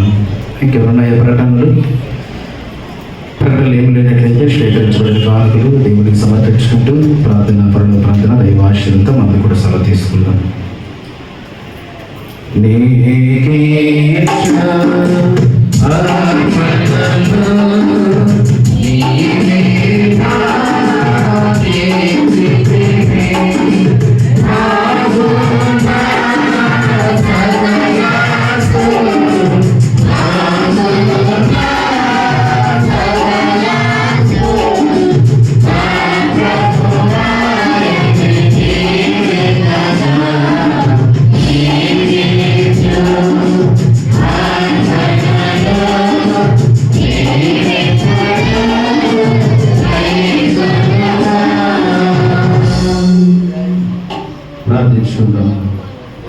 మహాపరిశుద్ధుడ కృప కలిగిన మా తండ్రి, ప్రేమ నమ్మకము కలిగిన మా గొప్ప దేవుడు, మీ పరిశుద్ధ పాదములకు నాయన వెళ్ళలేనటువంటి వందనములు స్తుతులు స్తోత్రం చెల్లించుకుంటూ ఉన్నాను.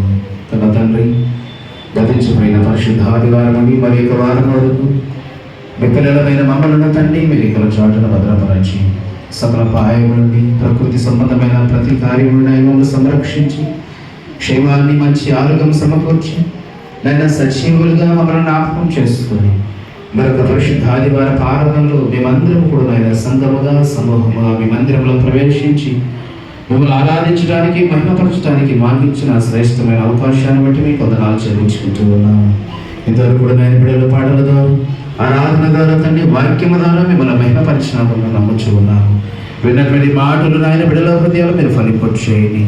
ఆయన క్షయమైనటువంటి ఆహారం కొరకు కాక అక్షయమైనటువంటి ఆహారం కొరకు తండ్రి నిత్య జీవాన్ని పొందుకోవడానికి కావలసినటువంటి ఆత్మీయ జీవితాన్ని పరలోక పౌరసత్వాన్ని సంపాదించుకోవడానికి కావలసిన భక్తిని విశ్వాసం తండ్రి మేమందరం కూడా నాయన దేహంలో ఉన్నంత వరకు భూమి మీద ఉన్నంత వరకు నాయన సత్యము కొరకు నాయన మేమందరం కూడా పోరాటం చేస్తూ లేదా క్రీస్తు నడిచిన మార్గములు ఆయనను అనుసరిస్తూ తండ్రి మేమందరం కూడా నాయన కేవలము ఈ జీవిత కాలం యొక్క భక్తి కొరకే కాకుండా ఈ జీవిత కాలంలో అవసరాలు తీర్చుకోవడానికి మేము దేవుని ఆశ్రయించకనైనా ఈ తరంలో చాలించిన తర్వాత ఈ కాలము చెల్లిన తర్వాతనైనా మేమందరం కూడా వెళ్ళవలసిన మహాలోకమునకు తండ్రి ఆ లోకానికి వెళ్ళడానికి హృదయజనులైన జాన్సన్ అన్న గారు మరి యొక్క 2వ పర్యాయం కూడా మా మధ్యకు వచ్చిన ఆయన దాసుల ద్వారా తండ్రి మంచి మాటలు ఆయన సంఘానికి అవసరమైనటువంటి ఆత్మీయమైనటువంటి సందేశాన్ని తండ్రి మరి మీకు మాటల ద్వారా మాతో మాట్లాడినందుకు వందనాలు చెల్లించుకుంటూ ఉన్నాము. ఇక్కడ ఆయన మీ దాసులు తండ్రి సేవలో బలపరచండి. ఆ ప్రాంతాల్లో అయినా మరి వారు అనేక పర్యాయం తండ్రి అనేక ప్రాంతాలను ఎంతో ఆసక్తి కలిగి సత్యాన్ని ప్రకటించాలని వారికి పక్షంగా బిడ్డలు నిలబెట్టాలని తండ్రి వారి నిమిత్తమైన వారికి బలమైన సాధనగా తండ్రి మీరు నిలబెడుతున్నందుకు వందనాలు చెల్లించుకుంటూ ఉన్నాము. వారి యొక్క జీవన పాది కొరకు ఆయా ఉద్యోగాలు చేస్తూ తండ్రి ఆయన వారి సమయం దొరికిన కొలదండి ఆయన వారి అనేకులను క్రీస్తులను నడిపించాలని తండ్రి ఆయన మరి వాక్య పరిచర్య ద్వారా అనేకులను ఆయన మీ దగ్గరకు నడిపిస్తున్న క్రమాన్ని బట్టి వందనాలు చెల్లించుకుంటూ ఉన్నాము. అన్నయ్య గారికి మంచి ఆరోగ్యము దయచేయండి. ఆయన వారు చేసిన ఉద్యోగాలు కూడా మీరు తోడుగా ఉండండి చేసుకునండి. చిన్న బిడ్డలను స్త్రీలను పురుషులను యవన బిడ్డలను వృద్ధులను తండ్రి వారి వయస్సును బట్టి వారికి కావలసిన క్షేమాన్ని మంచి ఆరోగ్యమును సమకూర్చమని ప్రార్థిస్తూ ఉన్నాం. సంఘముల సమాధాన ఐక్యతను మీరు నిలబెట్టండి. అన్నదముల మధ్యను అకాచుల మధ్యను అత్త కొడల మధ్యను ఆయన సంఘ పెద్దల మధ్యను విశ్వాసుల మధ్యను భార్య భర్తల మధ్యలో ఆయన క్రీస్తుతో కూడినటువంటి సమాధానము వాక్యానుసారమైన సమాధానం సహవాసము కలిగితండి. మేమందరం కూడా ఆయన మీ కృపల వర్తిలే భాగ్యము దయచేసి ప్రార్థిస్తూ ఉన్నాం. సంఘంలో ఎవరైతే అనారోగ్యం ఉన్నారో తండ్రి వ్యాధిగ్రస్తులు అయినారో మడపడకపోయినా విజ్ఞాపన చేస్తున్నారు అటు వారు కూడా నాయన ఆపణ చేసుకొని ప్రార్థిస్తున్నాం. నిశ్చితమైతే వారికి కావాల్సిన క్షేమాన్ని అనుగ్రహించి స్వస్థపరచు నేను మీ కొరకు నాయన వారిని కూడా తండ్రి సాక్షులుగా నిలబెట్టమని ప్రార్థిస్తున్నందుకు సహాయం చేయండి. కుమారుడైన ఆదర్శం బట్టి ప్రార్థిస్తున్నాం. కుమారుడు ఉన్నటువంటి జ్వరాన్ని బట్టి నాయన విజ్ఞాపన చేస్తున్నాము. తనిచ్చిన బిడ్డ మీరు స్వస్థపరచండి, మంచి ఆరోగ్యాన్ని సమకూర్చండి. మీకు ఇష్టమైతే నాయన మరి కుమారుడు కావాల్సినటువంటి మంచి ఈవులను గ్రహించమని ప్రార్థిస్తున్నందుకు సహాయం చేయండి. సంఘములో నాయన తండ్రి ఆయా పనుల నిమిత్తమై వారి కుటుంబ జీవన పాలన నిమిత్తమై తండ్రి వారి సామర్థ్యము కొలది నాయన ఆయా రంగాల్లో పనులు చేసిన ప్రతి ఒక్కరు కూడా జ్ఞాపకం చేసుకునండి. వ్యవసాయ పనిబడులు జ్ఞాపకం చేసుకునండి. వ్యాపారం చేస్తున్న బిడ్డలు కూడా నాయన జ్ఞాపకం చేసుకునండి. లేదా వారి సొంత షాపుల విషయమై తండ్రి వ్యాపారం చేస్తున్న ప్రతి ఒక్కరు కూడా జ్ఞాపకం చేసుకునండి. అలానైనా ఫ్యాక్టరీ పనులు గెలిచిన బిడ్డలను వారి చేతి పనులు వచ్చిన ఆయన వారి యొక్క కుటుంబాన్ని పోషించుకునే క్రమంలో వారి సామర్థ్యం కొలది నాయన వారి రంగాల్లో పనిచేస్తున్న ప్రతి ఒక్కరిని వారి కష్టాన్ని కూడా నాయన మీరు ఆశీర్వదించమని ప్రార్థిస్తూ ఉన్నాము. సంఘములో తండ్రి నాయన ఇంకా అనేకులు నాయన క్రీస్తుని అంగీకరించుకునైనా మరి వ్యర్థమైన జీవితాన్ని గడుపుతున్నాయన లోకానుసారంగా జీవిస్తూ తండ్రి దేవుడు వారికి ఇచ్చినటువంటి ఆయుష్కాలాన్ని జీవితకాలాన్ని తండ్రి వ్యర్థంగా గడుపుతున్నటువంటి వారి వీటిని జ్ఞాపనం చేస్తున్నాము. ఏ ఒక్కరు కూడా నశించడం మీకు ఇష్టం లేదు తండ్రి. అంతటా అందరూ కూడా మారు మనసు పొందాలని మీరు సెలవిస్తుండగానైనా అచ్చి వారు కూడా నాయన విన్నటువంటి మాటల ద్వారా ఈ శబ్ద యంత్రము ద్వారా విన్న ప్రతి మాటను బట్టి నాయన మీ వాక్యము దర్శనం ద్వారా తండ్రి మీ వాక్యపు వెలుగులోకి నాయన మీకు ఇష్టమైన తండ్రి బిడ్డలు కూడా నడిపించమని ప్రార్థిస్తున్న సహాయం చేయండి. శుభకార్యముల కొరకు వివాహం కొరకు నాయన సిద్ధపడుతున్న బిడ్డలు కూడా జ్ఞాపకం చేసుకొని ఎవరైతే నాయన ప్రయత్నం ఉంటున్నారో నాయన అచ్చి వారికి నాయన మరి విశ్వాస సంబంధమైన సహకారులను తండ్రి మీ దీవెన ద్వారా మీ కృప ద్వారా నాయన బిడ్డలకు మీరు సమకూర్చమని ప్రార్థిస్తున్న సహాయం చేయండి. అలాగే గర్భఫలం లేనటువంటి బిడ్డలు పెట్టి విజ్ఞాపన చేస్తున్నాము. గర్భఫలం యెహోవా బహుమానం సెలవించిన రీతిగా తన విచితమైతే అటు బిడ్డలు కూడా జ్ఞాపకం చేసుకుని వాళ్ళు ఉన్నటువంటి లోపాలు మీరు సరిచేసి తని బిడ్డల జీవితాలకు గొప్ప కార్యములు మీరు అడిగించమని ప్రార్థిస్తుంది సహాయం చేయండి. చంటి బిడ్డలను గర్భిణీ స్త్రీలను బాలింతలను కూడా మనం దీవించి ఆశీర్వదించమని ప్రార్థిస్తున్నాము. మా సంఘాన్ని అయినా నడిపిస్తున్న పరిపాలిస్తున్న కథలను బట్టి ప్రార్థిస్తున్నాము. మా సంఘ డెలిగేట్ గారు వచ్చిన ఆయన వారి కుటుంబాన్ని బట్టి ప్రార్థిస్తున్నాము. అలానైనా ఆల్రెడీ డెలిగేట్ పరిపాలన వారి కుటుంబాన్ని బట్టి ఆయన విజ్ఞాపన చేస్తున్నాము. పిసిసి మెంబర్లు పెట్టిన ఆయన సంఘ పెద్దలు బట్టి ప్రజలను దాన్ని బట్టి ఆయన అలా తల్లి ఆర్గనైజర్ కాబట్టి ఆయన ప్రేమించి వారికి ఇచ్చినటువంటి బాధ్యతలను ఆయన గుర్తరిగి ఈ సంఘ క్షేమాభివృద్ధి కొరకు ఆయన శక్తి వంచన లేకుండా ఆయన వారి బాధ్యతలను ఆయన క్రమంగా మీ పట్ల నెరవేర్చడానికి ఈ సంఘం పట్ల వారి కార్యక్రమాలు జరిగించడానికి మీ బిడ్డలను సిద్ధపరచమని ప్రార్థిస్తున్న సహాయం చేయండి. మా దేశ నాయకులను రాష్ట్ర నాయకులను దీవించి ఆశీర్వదించండి.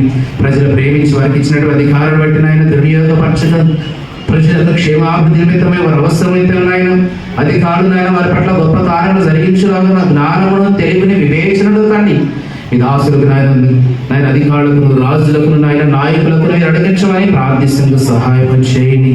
మా సంఘపు సరిహద్దులను విస్తరింప చేయండి. ఇక్కడ నాయన సంఘము నాయన ఆత్మీయంగా బలపడుతూ సత్యములకు సంఘముగా స్తంభముగా నిలబడుతూ నాయన ఈ కార్యక్రమంలో తండ్రి ఈ యొక్క ఆత్మీయ జీవితములు నాయన మా బ్రతుకులు ఈ జీవన పాది నాయన ఏ క్షణము నాయన ఏ కాలమున తండ్రి నాయన మా నుండి వేరైపోతుందో తెలియదు కనుక నాయన ఈ కాలము రాకమునిపై మరణములు నాయన మా ఆవరించకమును తండ్రి మేమందరం కూడా నాయన వెళ్ళవలసిన లోకానికి మార్గాన్ని తెలుసుకొని ఆ మహాలోకానికి కావలసినటువంటి భక్తిని విశ్వాసము భూమి మీద మీ వాక్యానుసారంగా సంపాదించుకొని కానీ మీ కొరకు నాయన మేమందరూ కూడా నిరీక్షణతో ఎదురు చూసే ధన్యతను మీరు అడిగించమని ప్రార్థిస్తూ ఉన్నాము. బిడ్డలు చేసిన మేలను వచ్చిన ఆయన బ్రొక్కబడి కానుకలుగా కృతజ్ఞత కానుకలుగా నాయన దశమ భాగములుగా సన్నిధానంలో దుప్పులు విప్పేయడుగా నాయన అర్పణను దీవించి ఆశీర్వదించండి. సంఘ కానుకలు కూడా మీరు ఆహ్వానం చేస్తాం. ఈ సేవలు మీ పరిచయలు తండ్రి ఫలింపచేసే ధన్యతను అడిగించమని ప్రార్థిస్తున్నాము. గొప్పలు బియ్యాలు తెచ్చిన కుటుంబాలను కూడా నాయన సమృద్ధికరమైన దేవునితో నాయన నడిపించమని నాయన ఇంతవరకు కూడా నాయన మీ సన్నిధానంలో ఎంతో ఆసక్తి కలిగి నాయన ఆశ కలిగి ఈ సన్నిధానంలో నాయన ఎంతో ఓర్పుతో ఓపికతో నాయన మీ మాటల పట్ల నాయన వారు నాయన విశ్వాసం కలిగిన ఆయన తను విన్నటువంటి ప్రతి మాటను బట్టి ఆయన పరలోక సంబంధమైన పర సంబంధమైన భౌతిక సంబంధమైన ప్రతి దీవెనను ఆశీర్వాదమును చేరువచ్చిన మా అందరికీ సంఘానికి శిరస్సు ఉంచి ప్రార్థిస్తున్న ప్రార్థ్యవంతులు కూడా పేరు పేరు వరుసన మీరు దీవించి ఆశీర్వదించి మరణ మేమందరం కూడా నాయన సంఘముగా మీ సన్నిధానంలో నాయన మేమందరూ కూడా సమకూరేంత వరకు మీ సంరక్షణ, మీ కాపుదల మాకును, సంఘానికి, మీ కుటుంబాలను చేరువచ్చిన ప్రతి ఒక్కరు కూడా తోడుగా ఉంచి నడిపించమని అడగక మరుగైనటువంటి ప్రతి కార్యాన్ని కూడా మా కన్న తండ్రిగా మీరే జ్ఞాపకం చేసుకుని సమస్త మనుషుల సమాధానకరమైన గొప్ప కార్యములు జరిగించి మీరే మహిమ, ఘనత, ప్రభావం పొందుకోమని మా ప్రభువు రక్షకుడైన యేసుక్రీస్తు వారి పరిశుద్ధ నామమును బట్టి ప్రార్థించని వేడుకుంటున్నాము తండ్రి. పరలోకమందున్న మా తండ్రి, మీ నామము పరిశుద్ధపరచబడును గాక. మీ రాజ్యం వచ్చును. మీ చిత్తము పరలోకమందు నెరవేర్చినట్లు భూమి మీద నెరవేరును గాక. మాదిన ఆహారం మా దయచేయి. మనము ప్రార్థన చేసిన క్షమించిన ప్రకారం మా ప్రార్థన క్షమించు. శోధనలో ప్రత్యేక ఆదిష్మము తప్పించు. రాజ్యము, శక్తియు, మహిమయు నిరంతరము కూడా నీవైనావు తండ్రి. ఆమేన్.